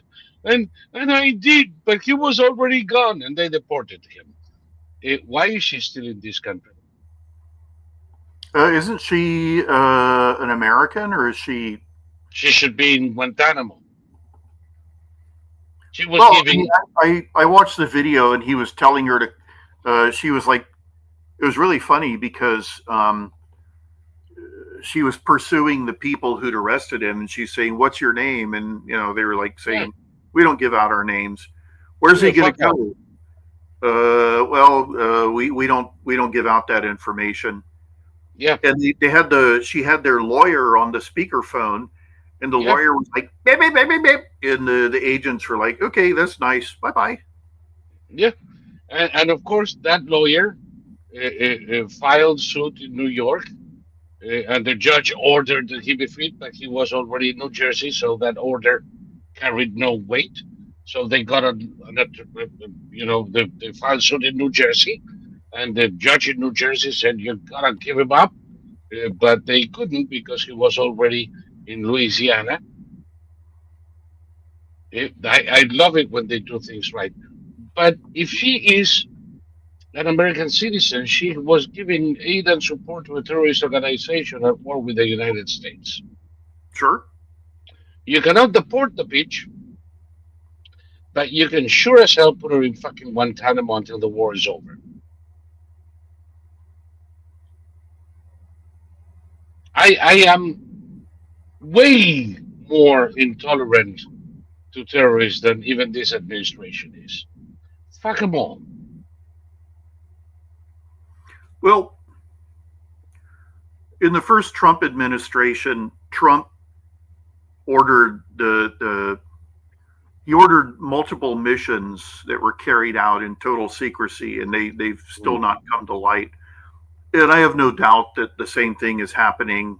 Um, you know, I'm pretty sure that we've already started carrying out operations in Mexico. It wouldn't surprise me. And oh, what did I read? The Democratic Republic of Congo has offered rare Yeah, rare yeah, rare they metals if want we they want the U.S. as partners to protect themselves from the Rwandans. yep. That is not going to work. That No, is we not don't going to work. get involved in anything happening in Africa. It's their fucking problem, baby. But you see that gives me. I know what we should do with Gazans. There are 32 million refugees in refugee camps in Africa. Mhm. 16 million, I believe, in Tanzania alone. That's it. What's another million? Nobody's gonna notice. You're gonna go Tanzania, Tanzania, Tanzania, Tanzania, Tanzania, Tanzania, Tanzania, Tanzania, Tanzania, Tanzania, 32 times. Gaza, Tanzania, Tanzania, Tanzania, Tanzania. That's it. Drop him in there. Well, can you imagine if the Gazans were told, "Okay, this is your last chance. Behave, or you're going to Tanzania." I can Like, guarantee you about half of them say, okay, no, that's it. Fuck it. yeah. We're not doing this. Uh, I saw an interview with a Palestinian in Gaza, and they blurred out his face and altered his voice, and he said that the most sickening thing, he was speaking English. He said the most sickening thing was to see privileged, safe Westerners in universities claim that they were speaking for the Palestinians. yeah, And that, isn't that? and he said that they're not speaking for Palestinians, they're speaking for Hamas. And okay, I happen to I don't believe. see the difference. Well, that's the thing. But it's true that these are people. These are people who deliberately delude themselves. Another thing that the election taught me was that self brainwashing is entirely possible. And if I saw a video where an Israeli held up his cell phone and was showing a pro Hamas terrorist supporter videos of the atrocities that Hamas committed, and the person just said, those aren't real. It didn't happen. And it's like, okay, but what do you base that on? And it's like, well, they're just not real, and that's the end of that discussion. So it's entirely possible to self-brainwash yourself. You don't know anything about Hamas. You don't know anything about the Palestinians. You don't know which river and which sea they're talking about, but you do know that that video there is false. It didn't happen. So when people self-brainwash themselves, there's nothing you can do for them. There's nothing you can do about them except make sure they're never in power. Make sure the people they vote for never get into power. I know of only one way to make sure, and I cannot say it because we're still in U-boob. But it has something to do. At one point, it has something to do with 6 feet. Well, the last election went pretty well. California did manage to steal about 10 seats in Congress, but Yep. California is on its way out. The red states, that's where it's at. The red states are starting to thrive economically. Nobody's going to California. No enormous corporations are going to open up in California. No, they're living California, New Jersey, Delaware, New York. In New York, the exodus began 20 years ago. Mm-hmm. When insurance companies left Manhattan for Des Moines. Mm-hmm. Des Moines, Iowa. Mm-hmm. I remember at the time I was in Wall Street with some friends, and we were hearing about the insurance companies that were moving headquarters to Des Moines, and it's like, what the fudge? And they did. And all of a sudden, Des Moines is a far more important center for insurance than New York City is. There was another exodus of investment companies from New York to Lynchburg, Virginia. Wow. Lynchburg, Virginia. Remember, it was the land of the moral majority at Liberty University. Now it's one of the most important financial centers in the world. Put that in your pipe. And it's going to continue. It's going to continue. There is no way no company wants to be in Delaware at the mercy of some Marxist-Leninist judge deciding he has more to say about the company's pay schedule than their shareholders. Yeah. No, and it's the same with California. That the people running this state don't know anything about the businesses that they're regulating. They don't know how they run. All they know is that, we're going to regulate you. You're going to have to pay us this amount of money.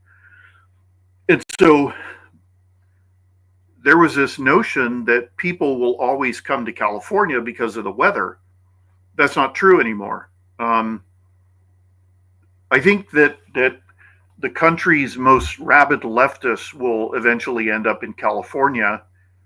And California will continue voting the way it votes now. Living in Stalinist monoblocks in Pacific Palisades. Yeah. No, the people who lost everything in the Pacific Palisades, the polls are showing that they're not going to leave, and it's going to take them 10 years to rebuild their houses, and they're going to stick around for that. Yeah, and that is nothing. One of our quads, uh, she had during a enormous storm 4 years ago. A tree fell on her house and essentially totaled the place. So she eventually got squared away with insurance, and they started rebuilding. Not that easy. Today, 4 years after they started rebuilding, her kitchen is done. Mm-hmm. 4 years. Mm-hmm. 4 fucking years. Thomas, it took 3 years to get the fucking roof up. Mm-hmm. How is that even possible? I Well, can see in Virginia the Amish build up a fucking huge farm in one day. yeah, the In-N-Out Burger Company is family owned, and they said that to open a new franchise in California takes 3 years, and in Texas it takes 3 weeks. Yeah. In my area of Virginia, it takes 1 week. Yeah. It's there. You know, you cannot make business your enemy and expect business development. No, no, and okay, you hear people even on our side, they talk about things like the military industrial complex, and that the Ukraine war was started by the military industrial complex, and that Yes, Biden was enriching his buddies in the armaments industry. And you go and you look at the net profits it's a money laundering thing. It's a money laundering thing. yeah, well, you look at the net profits of defense contractors, and they're less than 3% in most cases. Yeah, So, and that's that, even in times of war. that's why some of our biggest defense contractors are no more. Yeah, To our collective detriment. Now, that is not to say that there isn't corruption that can be fixed. of That course. there aren't people profiteering in Pentagon contracts. They are, but it's not nearly as big as people think. Definitely not nearly as corrupt as, say, Airbus Well, or God forbid, a Russian manufacturer. the, okay, you're talking about the military industrial complex. What about NGOs? What about the That NGOs? is the biggest problem we're facing, and we've been Exactly. saying it. How long have I been ranting against Catholic charities Yeah. and Pilgrim's Purse and of course all of the green NGOs, which are nothing but a Democrat uh, uh, uh, that is a laundering machine that is turning American taxpayer dollars into salaries for the faithful. Well, Uh, also it goes to the Democratic Party. What happens yeah, is the money is given to yes, the NGO. Uh, uh, and the NGO makes a donation to Act Blue, and well, they get they get money for the campaigns. They get warm bodies to slash tires. They get right, everything. and it's the overwhelming majority of the money that it went to the Yeah, NGO is going to Act Blue or whoever. yeah. How about organizing for America? Yeah, How, how many times do I have to describe what it was? Everything from Antifa to the Saint George of the fentanyl riots. Everything was paid for with taxpayer dollars through NGOs, mm-hmm, many of which were set up by Obama and his minions, mm-hmm, specifically because this type of thing has always existed, but not in the uh, volume that it has since 2015. Well, all of this, we were talking about Ocasio-Cortez being a multimillionaire now, and it's insider trading, but also it's taxpayer money. Yeah, It's so. it flows to her like a fucking river to the sea. Mhm, She's getting all kinds of money and contributions using her campaigns, mhm, and of course this is all misused. mhm, And then she uses campaign money to pay her latest paramour $500,000 for 2 weeks of work, mhm. and she enriches her entire fucking family that way.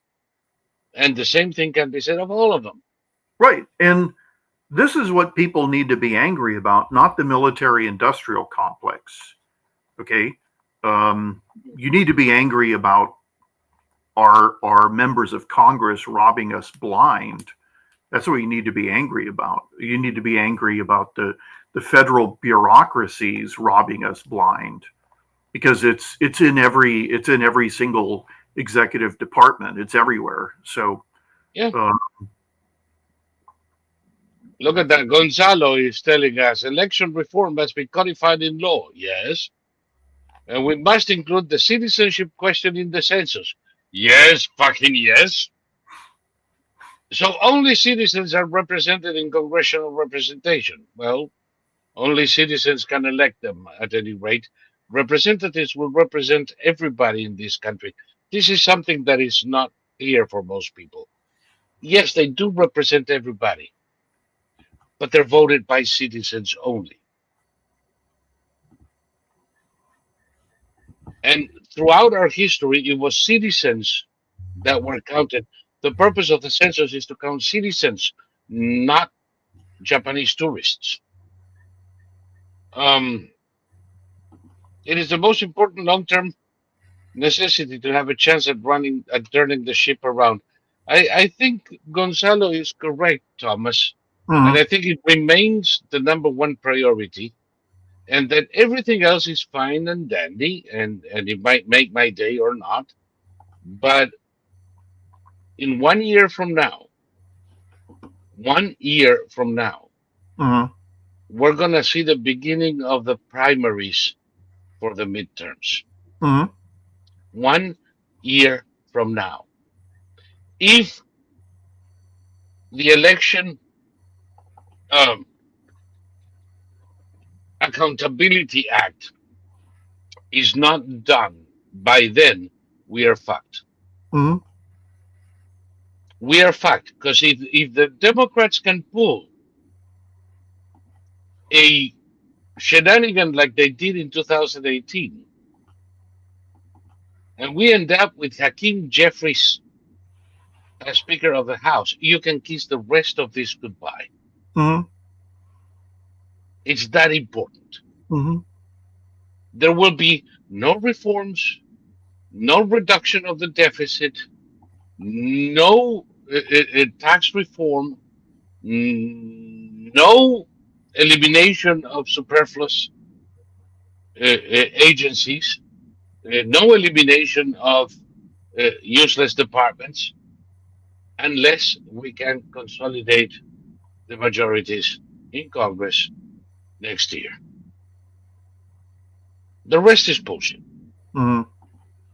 Mhm. Oh, so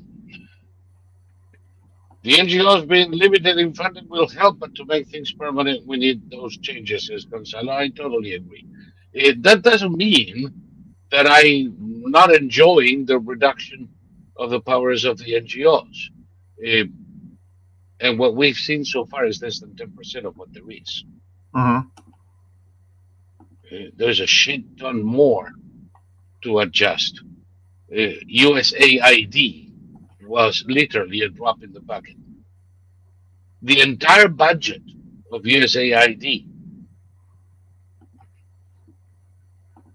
is less than one-fifth the money that we funneled to Iran in the 4 years of Biden.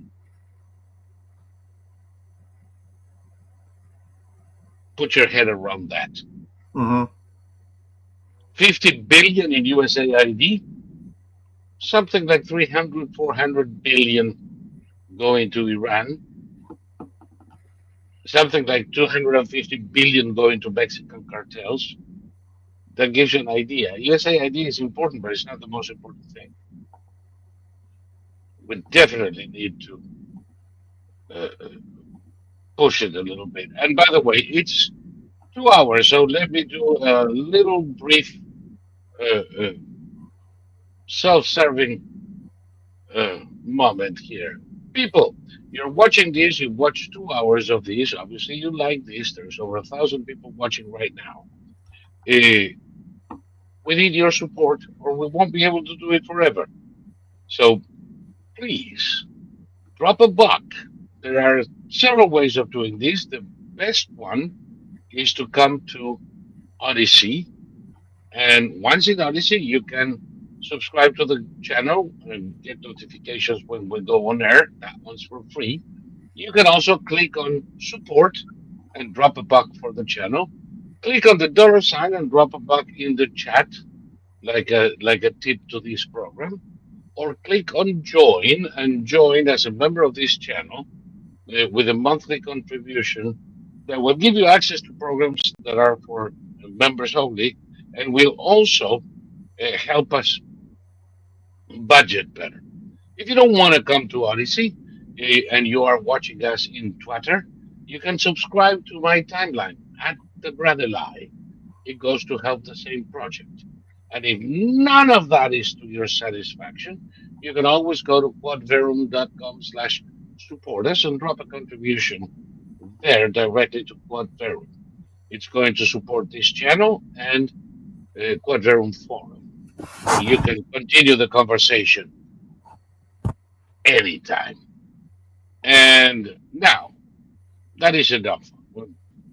I don't want to become NPR.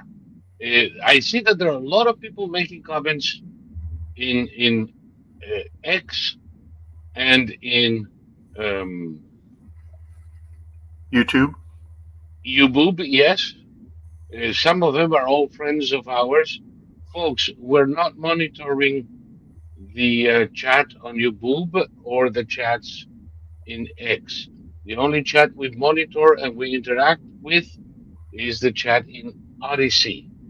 Everywhere that we advertise this, we put the link to come to the Odyssey chat. So please do it. And it's it pains me to know that we're missing on comments. That may be great. Who knows? Um,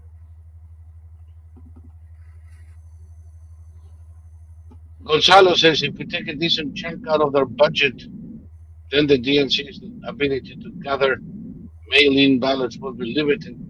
So that may be that may be a strategy the administration is taking. I'm sure there is some of that, but like you said, we need to clarify into law some important things like no mail-in ballots, Mm-hmm. one citizen, one vote, 1 day polling station, no exceptions, and that alone is going to do more to guarantee the purity of our elections than anything else we do.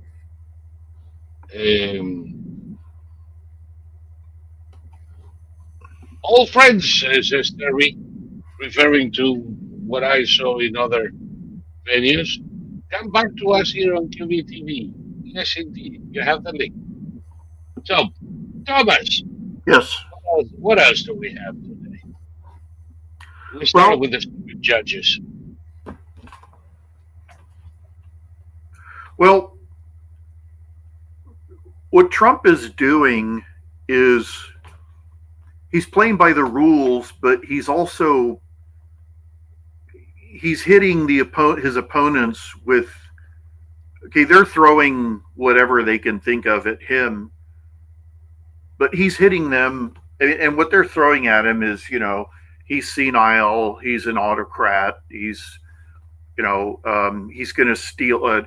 Musk is stealing money from the middle class.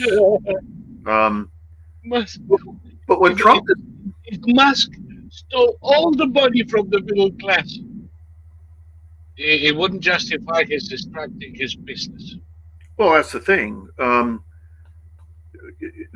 heard some nitwit saying that he's a terrible businessman. So what is he doing? Auditing the government, and it's like, well, Twitter is back where it was when he bought it. You know, It was never there. When he bought Twitter, he overpaid for Twitter. true. His offer was twice the value of Twitter. And now it's where it's what he paid for it. Now it's what he paid for it. But one thing that we mentioned before, he used the database of Twitter to enrich his AI project in Grok. Mm-hmm. Now Grok is worth 75 billion. Mm-hmm. So not only is Twitter, he fired 80% of the personnel, he streamlined Twitter, he opened it up. Now he's got more users, more activity, and more revenue than Twitter ever fucking had. For the first time in Twitter's short and miserable life, Twitter is profitable. Mm-hmm. For the first time. It Mm-hmm. took him 2 years to make Twitter profitable. Not even. But not only is Twitter profitable, and not only is it now worth the 44 billion he paid for it, he also came out with 75 billion on a new entity using the database from Twitter that wasn't there to begin with. Mm-hmm. If that isn't brilliant, what the fuck is it? Well, this is the thing that, Ocasio-Cortez is the one who said he's the dumbest of all the multi-billionaires. And it's like, you are not very self-aware, are you, young lady? I mean, Ocasio-Cortez saying that anybody's dumb. It's not something to pay attention to. No, well, what I was saying is that Trump is throwing everything he can at the Democrats, but each thing that he's throwing at them is so consequential that they'd be idiots to ignore it. And he's just getting started. I mean, he's just getting started. Literally. So he's basically cleaning up the mess that Biden left him. And then, but he's also starting his own operations. So he's doing what no other president has been able to do, in that he's taking on. They used to say, this is the third rail, that is the third rail, the other is the third rail of politics. There's no third rails to Trump. No. And by the way, 2 months ago, not 20 years ago, 2 months ago, we were having illegals coming into this country at the rate of 300,000 per month. Mm-hmm. Where's that number now? Well, it's whatever, subtract 90% of 300,000. It's about 30,000 now. It dropped 90%. It dropped. No new laws, no new budget lines, just using the resources at hand, common sense, and existing law. The invasion of the illegals has dropped 90 fucking percent. Mm-hmm. You know what that reminds me of? What?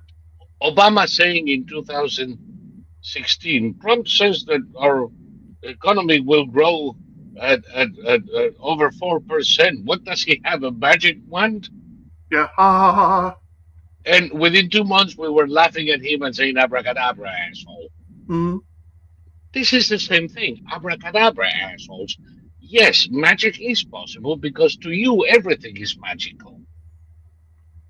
Well, also Now, Obama. now, now we have another interesting problem. Mhm.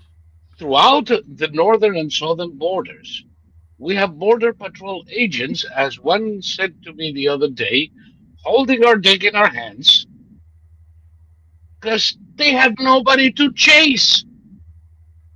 Well, they'll be put to work elsewhere. I know, it takes time, by the way, but that frees resources, which is another thing that we said. We have all the resources we need. If we don't use our Border Patrol agents to change diapers or translate or assist in filing legal documents, just let them do their job. Well, also back to Well, Obama. Obama didn't have the brain power to do anything that Trump is doing. If you asked Obama make the economy grow at 4%, he would have absolutely no idea how to do that. You no, know, Obama was a natively intelligent man who was a functional idiot, and he lost all his influence in this last election. He's gone. Uh, I keep reading all these stories. People are now dishing dirt on the Obamas. Michelle Obama was shocked that people didn't. They hated her lunch program, and it's like, no. yeah, exactly. She did. No, they did. Amazing. They never heard my kids.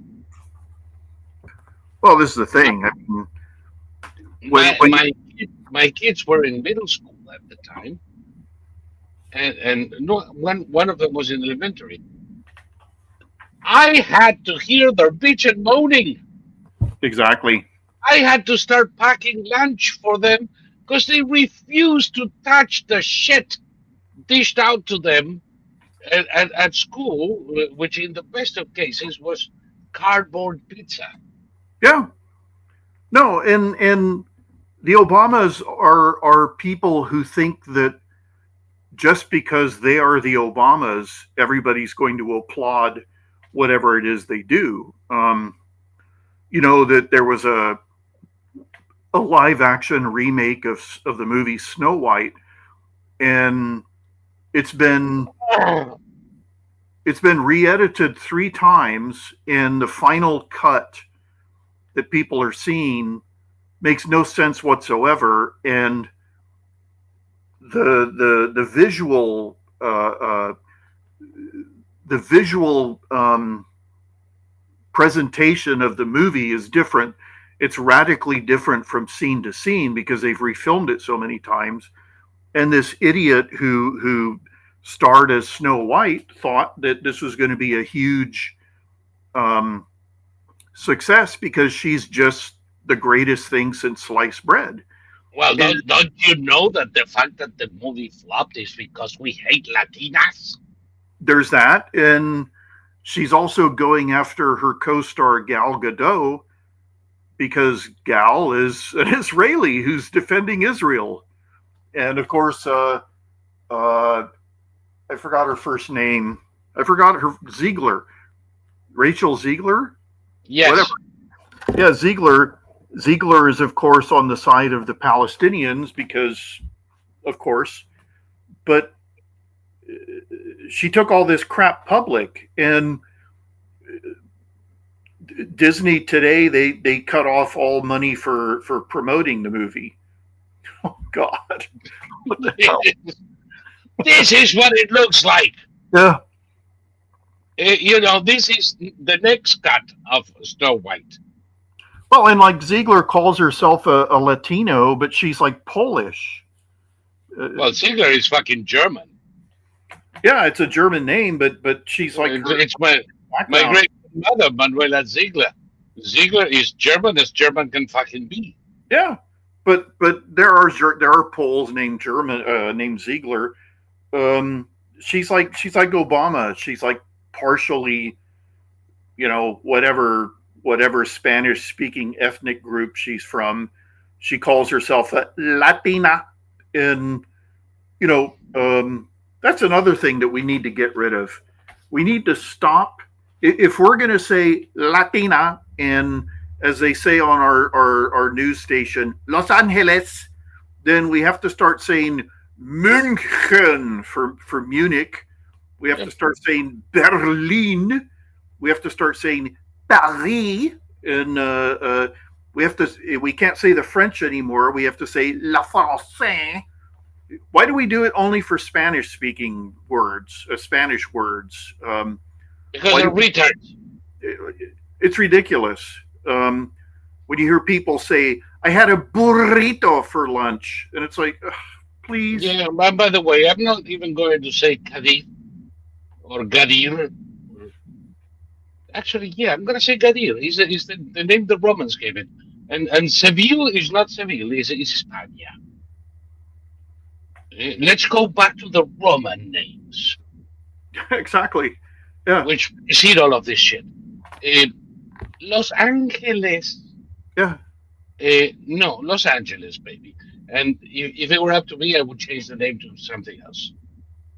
There are too many saints' names in California, Yeah. and Yeah. it's turned out into a devilish place. Yeah. Yeah. St. May, Francis. yeah, maybe we should go to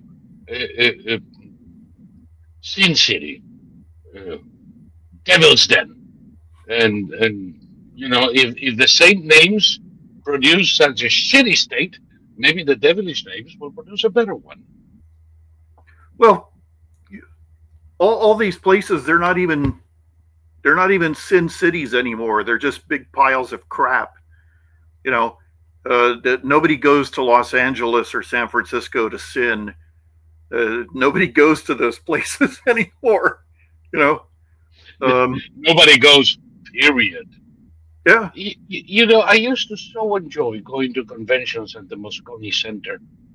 Uh, there was one that I represented in South America.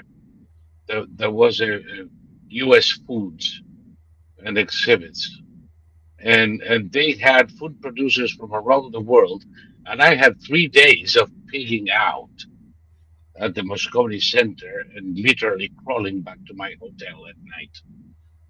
Um, it was so much fun. well, I lived in San Francisco from 91 to 93. And the next time I went back to San Francisco, Willie Brown was the mayor by then. And the city stank of urine. It didn't when I was living there. Mhm. Um, and the attitude of everybody had changed. When I lived in San Francisco, it was a normal city, and when I came back a couple of years later,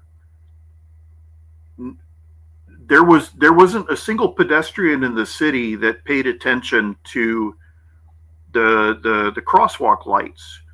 So you'd be sitting at the cross at the in your car at the red light. The light would turn green, and some young fucker would come out and just walk in front of you. And Yeah, not giving a shit. It happened to me in Pacific Avenue. yeah, people didn't have cell phones back then, so they were just like, doo, doo, doo, doo. And as an experiment, once I honked at one, and he just kind of went, "Hey, be cool, man." And I realized everything's changed. It's going downhill. And the last time I was in San Francisco was in the year 2000, so it was 25 years ago, and it was awful. It was just awful. Homeless people My, everywhere. my, my last visit was in 2007. I had to go to the public library. I was doing some research, and I had stayed at Half Moon Cay. No, not Half Moon Cay, Half Moon Bay. Yeah, yeah. Half Moon Cay is in the Bahamas. In Half Moon Bay, nice Ritz Carlton there. And I would go to the city during the day and spend the evenings roasting marshmallows in my room. And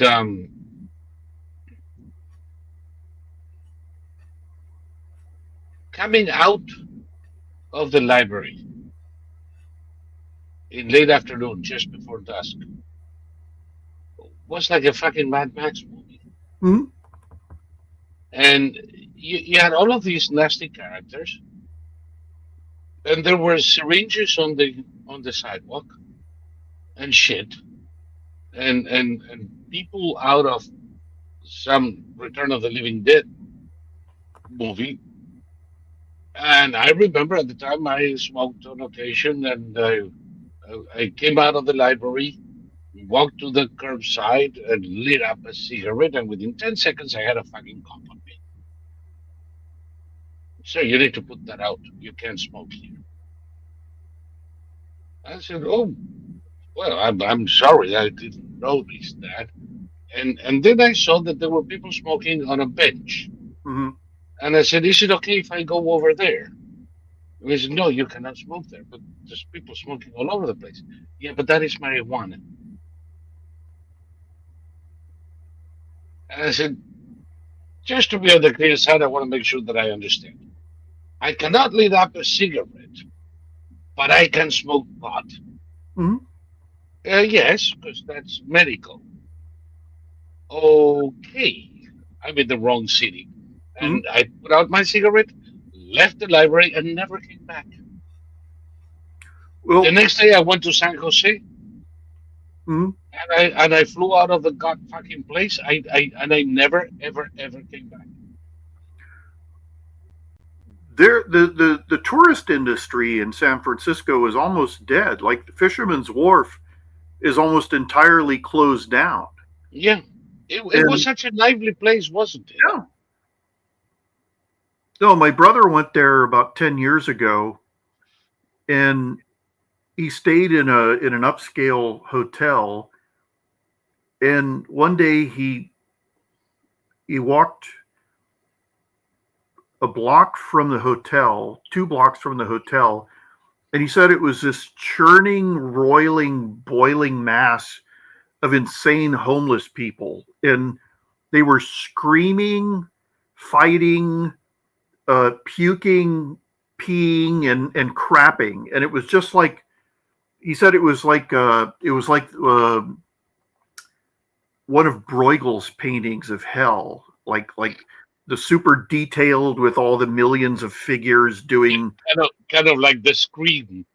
exactly, but packed with people or what were once people, Mm. and I just I mean, my mother went to college in San Francisco, and the university has a website, and my sister was on it, and she found a home footage of a barbecue, and my mother is one of the central characters, and she went to college when she was 16, so she's about 16 or 17 in this Mm. um, footage, and it's like, you know, she would not recognize a single thing about San Francisco anymore, and yet you just wonder, like who does this benefit? Like why are you voting for people who did this to you? Mm. And it's like, oh, because we hate Trump. But what has Trump done that is worse than what these people have done to you? Well, I can't answer that. I just hate Trump. And it's like, okay, all right. California is not coming back. Not during my lifetime. Yeah. No, Emery is asking, have you heard about how in the UK about half the pubs are gone now? I don't know about the UK. There are areas in the UK that haven't changed much. In London, I can tell you it's even worse. Not only are about half the pubs gone, the pubs that remain are not really pubs at all.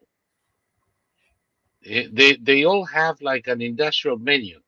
Mm-hmm. They all have the same menu. It comes from an industrial kitchen. The local flavor of pubs is fucking gone. Mm-hmm. And to me, that's one of the greatest losses. And there are still a few out there. I managed to find a couple with my wife, uh, but I had to eat in many uh, watered down pub. in order to get to these. I'm pretty sure that some Brit is gonna come up with a list of real pubs still out there that I expect to obtain. I'll pay any money for that catalog. And Terry is bemoaning the Kensington district of Philadelphia. Listen, in Philadelphia, already 15 years ago, you could hardly leave the French Quarter without running into shit. Um, it's Well, gone. I've seen 3 movies now about old old men living in London who have to confront what are called feral street gangs. Yes. And the whoever they have, the actors playing the street gangs, they're young kids and they're disgusting. And obviously this is based on some form of reality. And it Yeah, all and an older one too, because that some things like this have already been a part of London nightlife for 30 years, 40 years. well, in these movies, the point was that the cops did nothing, Mm. and all the old men had to take the law into their own hands and basically kill everybody. And you know, for there to be at least In three, some neighborhoods, you would have to, yes. yeah, it's really fascinating.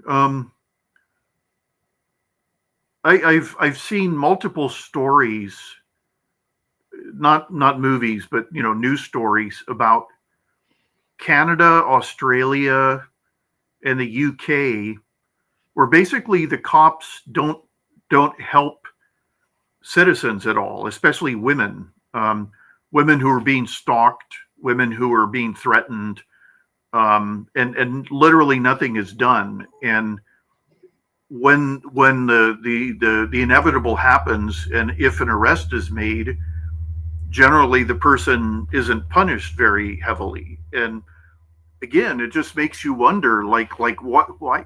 Well, okay, it's different in Britain. It's different than here in that you can vote for somebody, but that doesn't mean you're going to get what you voted for. Um, that's why I think Nigel Farage's party is going to probably do really well in the next election. I mean, they voted for Labor, and good God. Mm. No, I, what we have lost. You remember in Gander, I speak of the things we have lost in DC after 9/11, Mhm.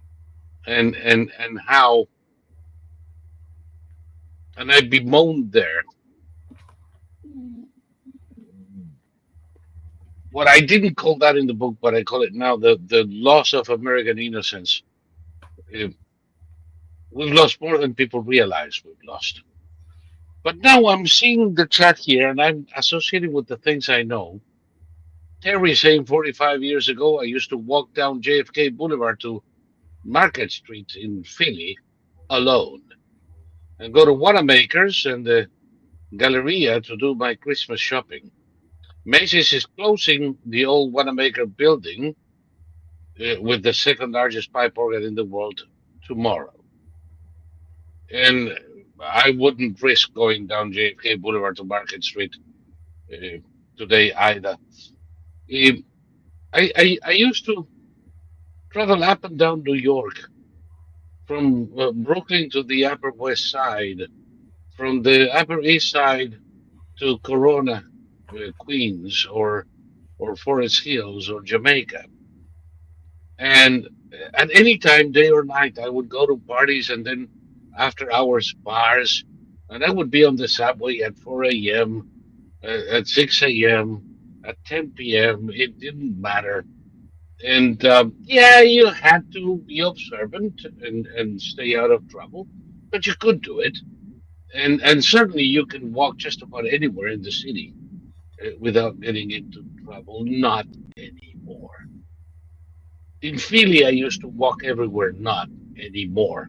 In London, I used to go from the Tower to Earl's Court at any time no problem. I would go to not to pubs because the serious nightlife was in clubs. So I would go to clubs and party until 2 in the morning, and then make it to my hotel to continue partying there because their liquor license allowed them to continue selling for people who weren't registered.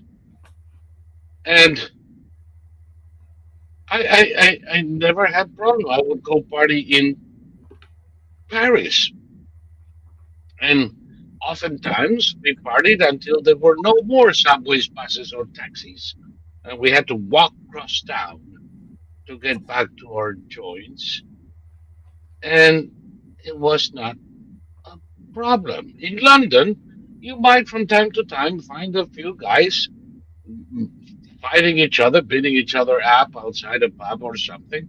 As long as you didn't interfere, that was a very private affair. You know, if you didn't crash their party, they wouldn't beat you. Eh, not anymore. Now, I don't care where you are, it's always dangerous to be out there at night. How is that even possible? Well, Barcelona. There was no place in Barcelona you couldn't go at night. Now there is, even during the day. well, I'll tell you what happened. The governments ordered their cops to stop doing their jobs, and Hmm. I saw a police video. It was a parent. It was a husband, a wife, and their 21-year-old daughter who decided to celebrate her 21st birthday in Racine, Wisconsin, by going out and getting drunk together. So a cop was driving by and he saw the mother and the daughter engaging in fisticuffs. These were wealthy, well off white people. And so he pulled over, and the mother decided she wasn't going to listen to the cop and walked away. So he ran after her, and she took a swing at him, and he put her on her face.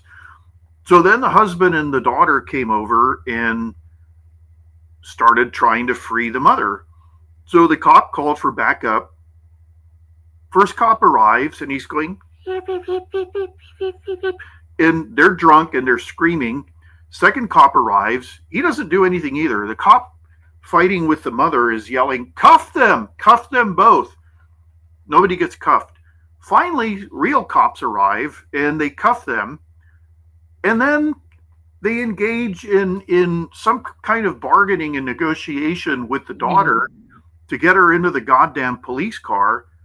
The mother is so hysterical that they put what's known as the wrap on them, where they wrap their entire bodies and they put a crash helmet on their head, and you're you end up in an L position. Your legs Yeah, are, and then they lift you up by these handles and put you in the car. So it's like a straight jacket from the 19th century, and these were the lamest cops I've ever seen in my life. It was like,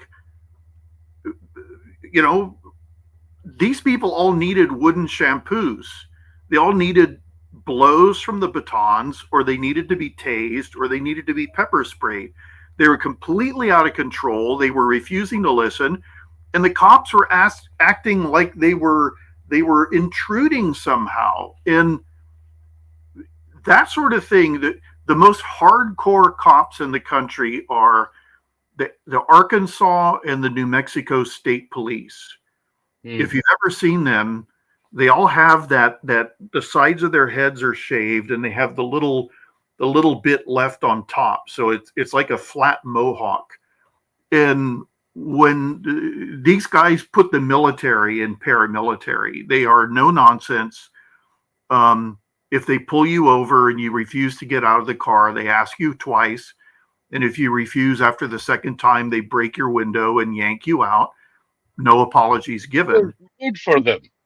But some of the lamest, most squishy, ineffectual cops I've ever seen are in Wisconsin. Um, Here in California, every cop seems to have a training officer with him, like training wheels. cops stopped doing their jobs. Back in London, back in the day, there was a phrase that everybody used. It's a fair cop. If the cops arrested a criminal, the criminal would give up without a fight because it was a fair cop. And Right. that doesn't happen, but the cops, like the refusal to arm their police, it's ridiculous. And they refuse to arm their police because they don't want to be like the United States. And it's like, well, look at other countries. The Swedish police are armed. The Norwegian police are armed. The Spanish police are armed, I think. The unarmed British cop is almost useless, and they have to keep calling in the armed specialist who take half an hour to arrive. I don't know. I just, if cops were allowed to do their jobs, then a lot of this stuff would stop. The streets wouldn't be as dangerous as they are now. Probably. But what still ticks me is that it is everywhere at the same time. Oh yeah, of course. In Los Angeles and in Paris, Yeah. in Philadelphia and in London, Mm-hmm. and in different degrees. Mm-hmm. I remember reporting to you that London has not fallen yet. I'm sorry. There's still many things to do and many places to go, and it is still very safe and welcoming city. Um, Barcelona is beginning to slide, but Madrid and other cities in Spain are still very much livable.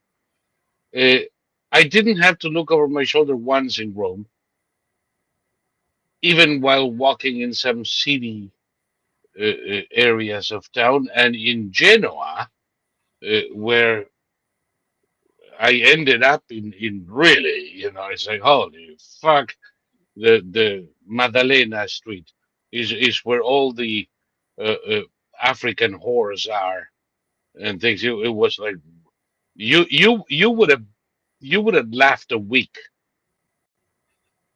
with these fat Senegalese whores trying to sound um sexy. Notice I said trying because they failed miserably. Eh, hello, darling. Anything I could do for you? Yeah, disappear. Get the fuck out of here, you ugly bitch. Uh, Well, Europe Europe criticizes us. never in danger. Europe criticizes us all the time. Then how come is it that the image of the uniformed soldier armed with an assault rifle patrolling the streets of a European city, it's an almost everyday occurrence.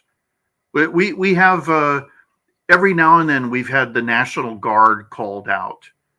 Um, those troops in Europe that are patrolling the cities, they're not National Guardsmen. They're regular army, and the Europe doesn't have a posse comitatus act, so they can call out the army whenever they want. So here they are Yeah. criticizing us about our armed police, and you hear leftists talk about the militarizing of the police. Oh God, they don't know what the fuck they're talking about. In London, of course, I remember the bobbies. Patrolmen in London weren't armed, and to a large extent, they still aren't. Uh, their tools of the trade were a baton, which they know how to wield, and a whistle to call for assistance. Yeah, well, but those are only patrols in central London, baby.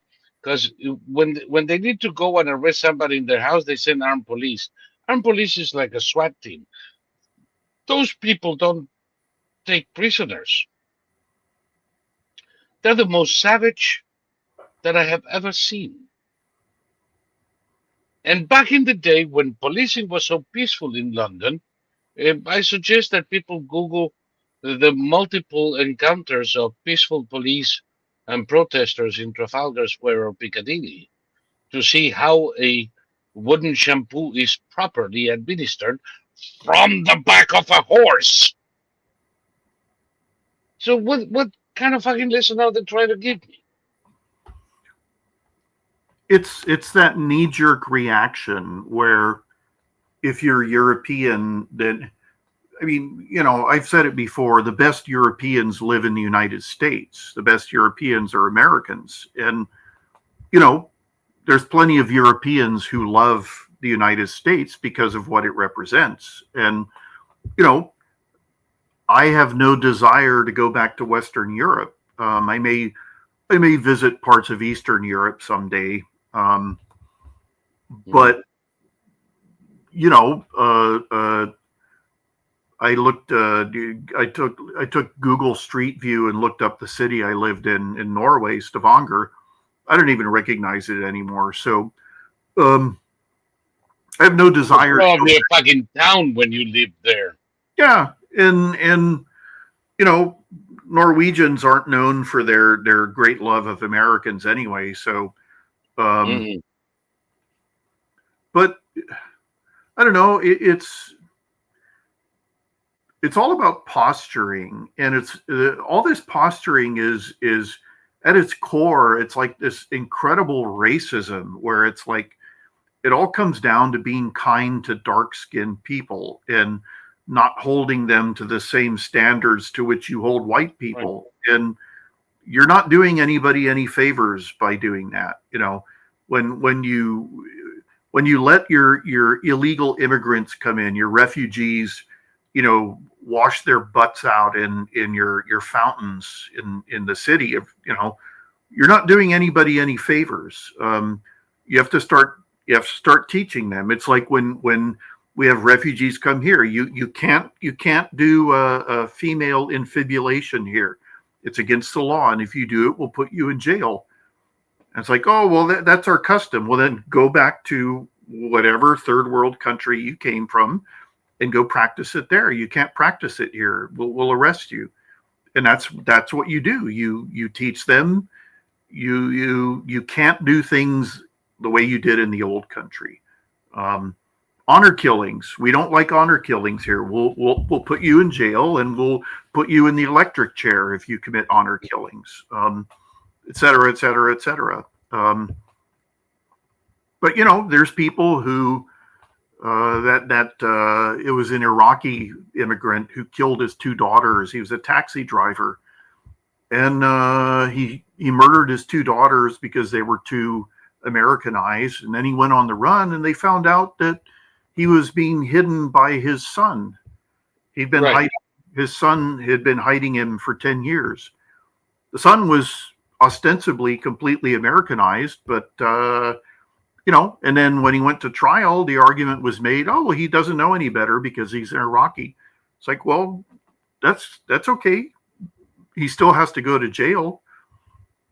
He still has to spend the rest of his life in jail because he committed two murders, and we don't look at things the same way as he did.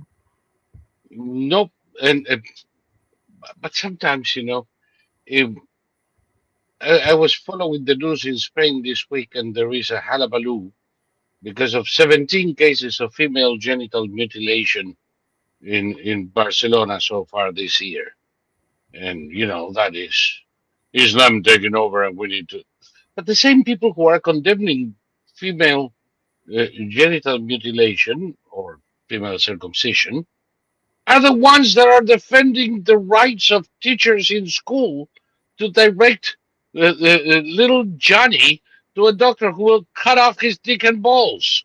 Mm-hmm. The same people who defend, transgender treatment for kids are the ones who condemn female genital mutilation or female circumcision.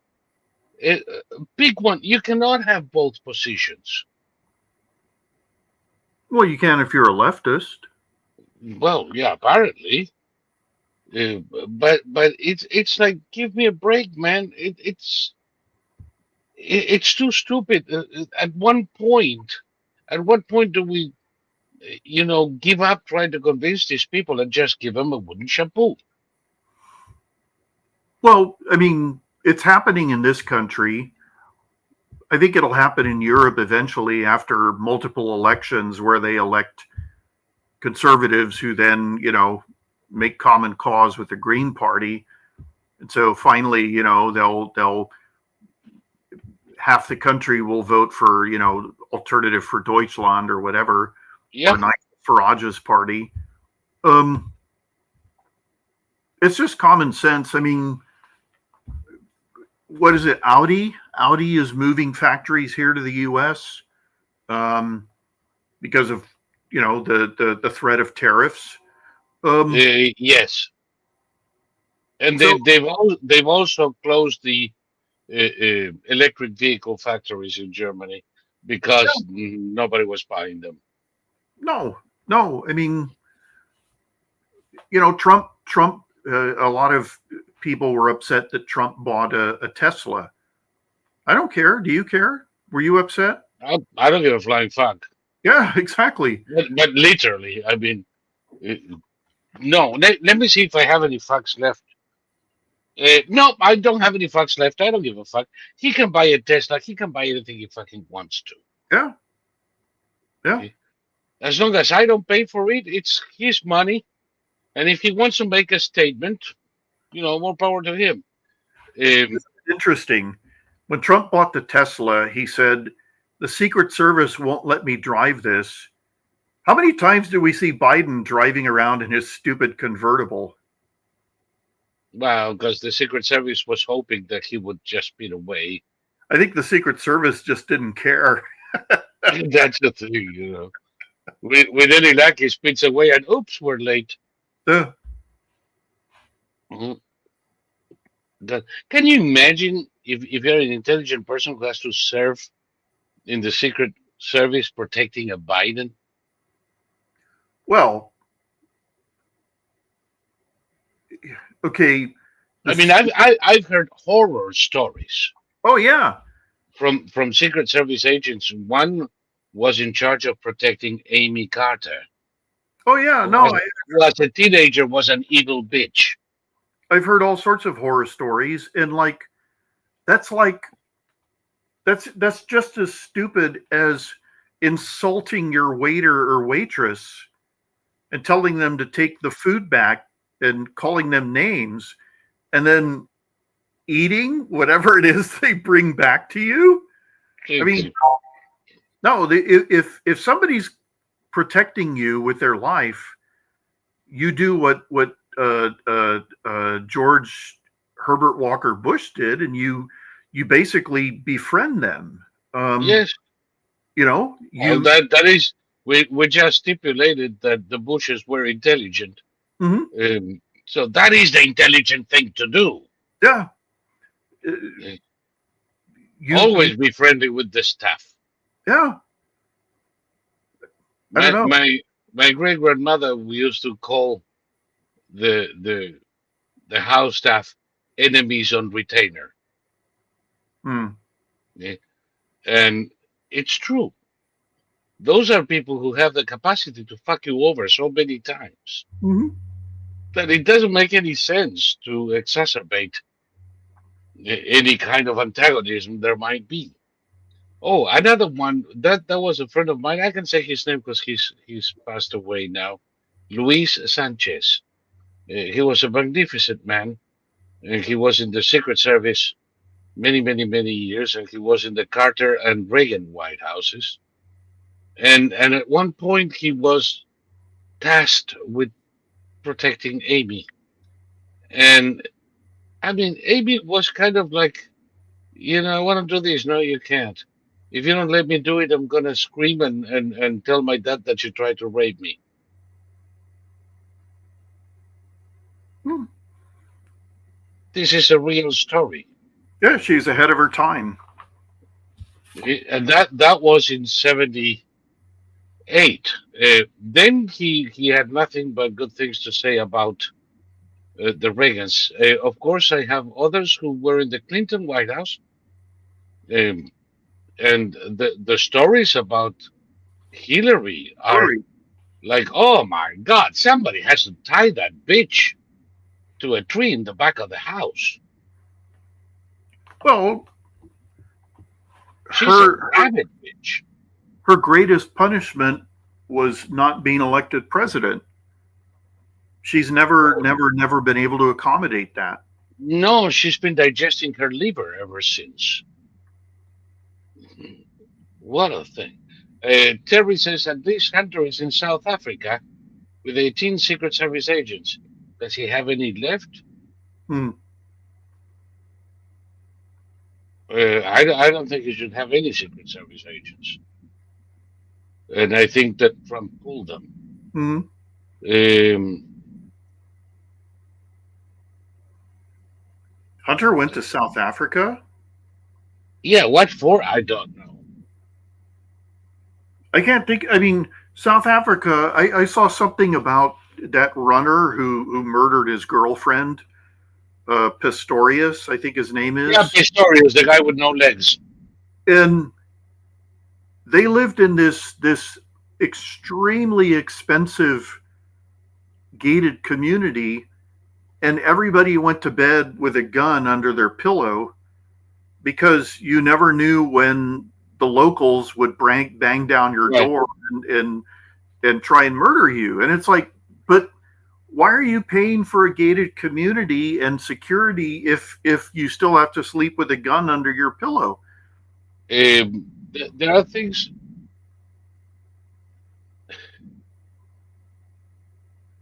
White farmers in South Africa Hmm. are hunting game. Hmm. They are the game. Yeah. They're being hunted. They're being exterminated. They're being exterminated, and I cannot understand why they cling on to their land. There is a point at what you have to say, fuck it, and move to Arkansas. Well, remember, these are the people who fought the British Oh, they over fought the British, they fought the the Zulus. Zulus, they fought everybody and their mothers. Mhm.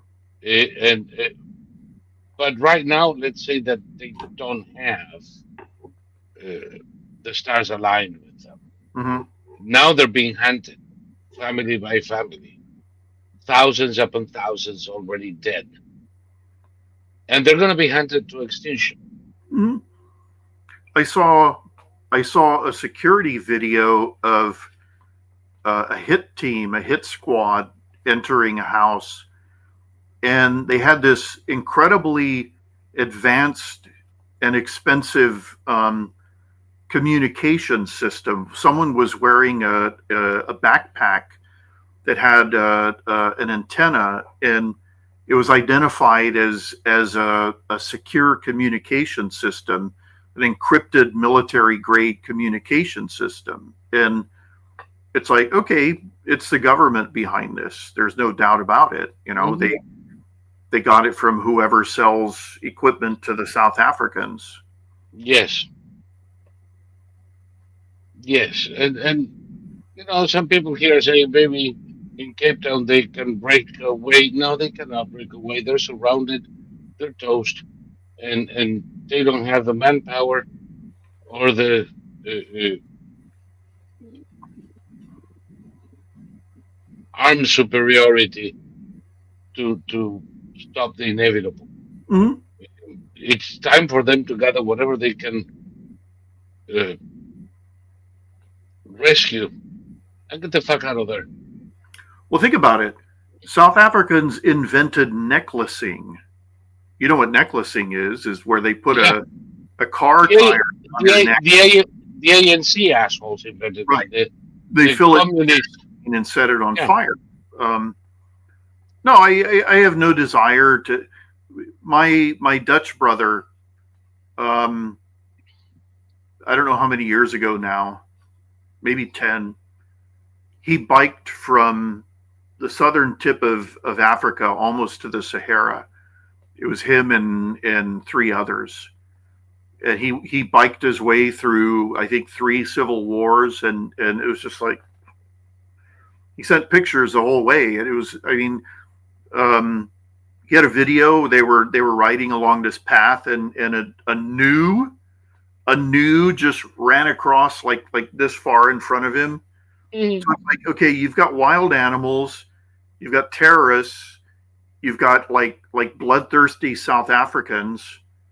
Why did you do this? And it's like, well, because it was there. Holy crap. Yep, yep.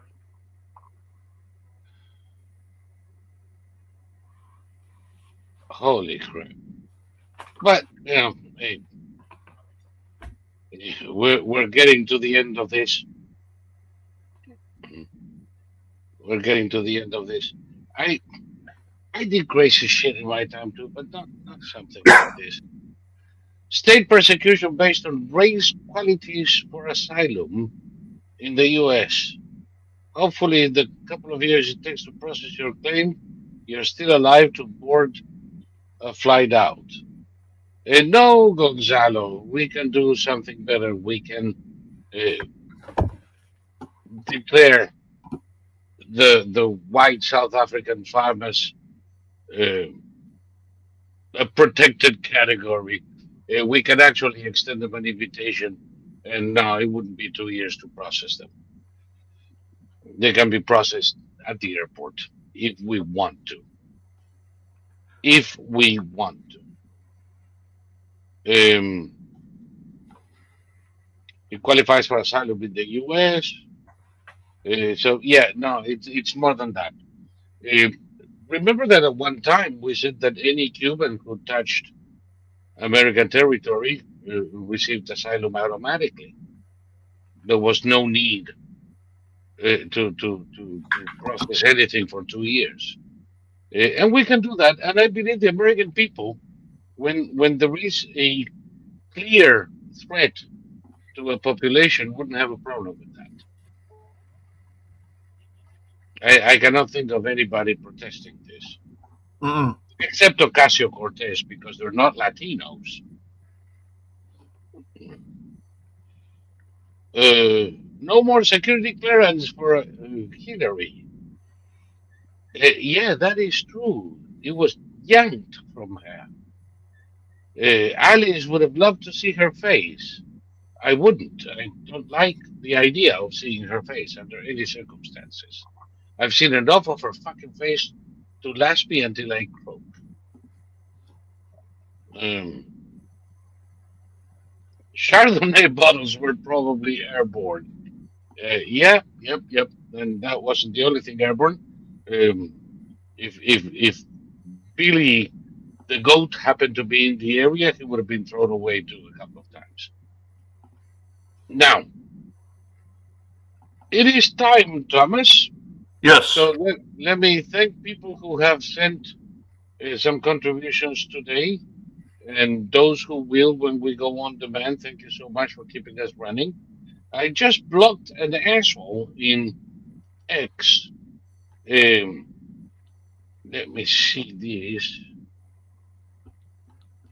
because I do want to. Um, where the hell is this thing?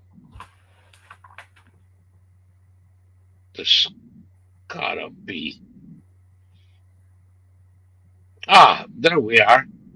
Some imbecile who follows me in X writes down to you and me, "You're fading into irrelevance, man. Come back. Nobody watches that, and you know why." Another retard who follows me so he can insult me. Standard fix coming, and I fixed it. And this, I tell you, people, if anybody out there wants to pick a fight with Thomas or with me on Twitter, it's not going to work.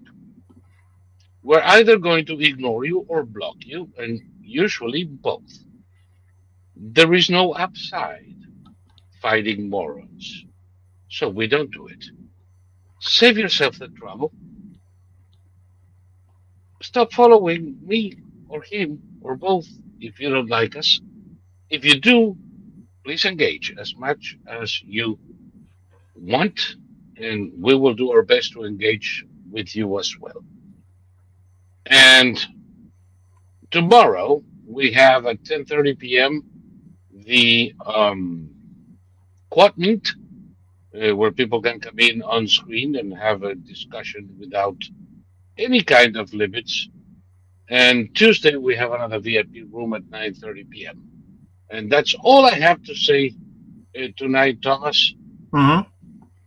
Do you have anything we wanted to discuss that we didn't? I don't think so. I think I'm good. In that case, do you have a last word for us? Apathem. Apathem. Ah, this time I didn't have to. This thing is working, man. This thing is working. I'm hearing you better. And just in case, because people don't see this, but I'm still wearing my yarmulke. I'm Israel High, motherfuckers.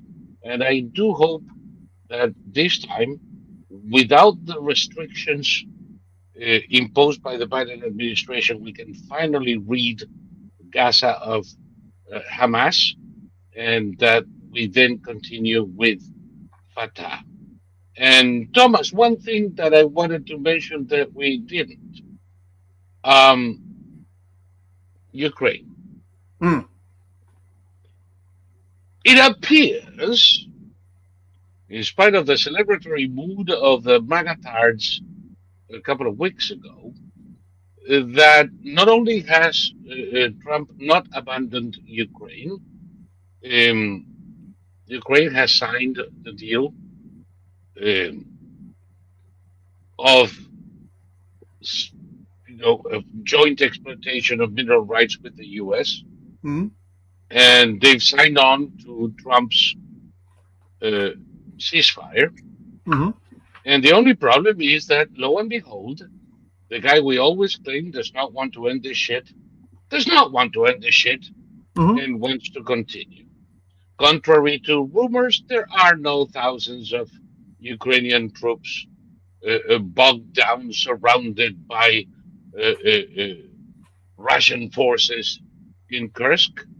As a matter of fact, long before that canard came out, they had done a fighting retreat and abandoned most, but not all of Kursk, and turned around and conducted a concentrated attack on Belgorod Oblast and in parts of the eastern Ukraine front.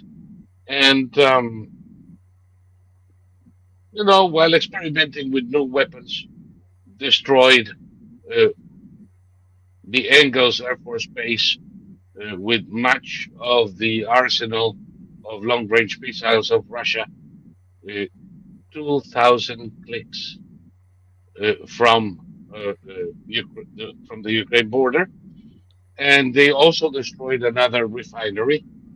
So things seem to be pretty much normal, with the Russians bombing hospitals, kindergartens, schools, and residences, and Ukrainians bombing refineries, airports, military bases, and columns of artillery uh, forces. So I don't think much change on the ground.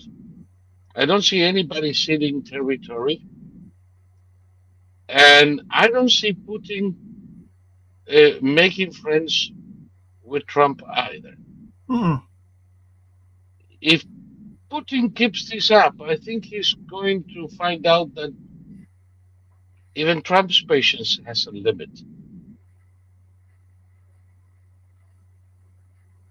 What do you think? Yeah, no, I mean, there's no doubt. Putin will.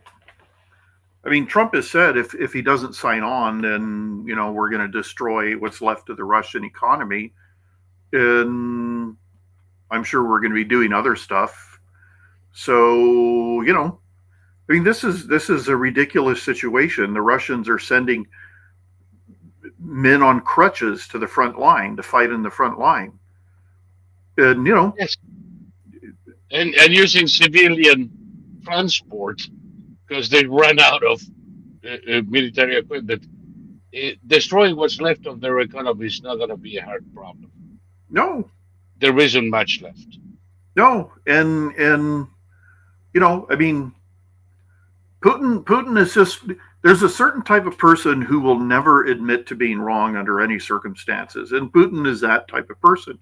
So he will drag the entire country down rather than admit that he was wrong, that he made a mistake. So um,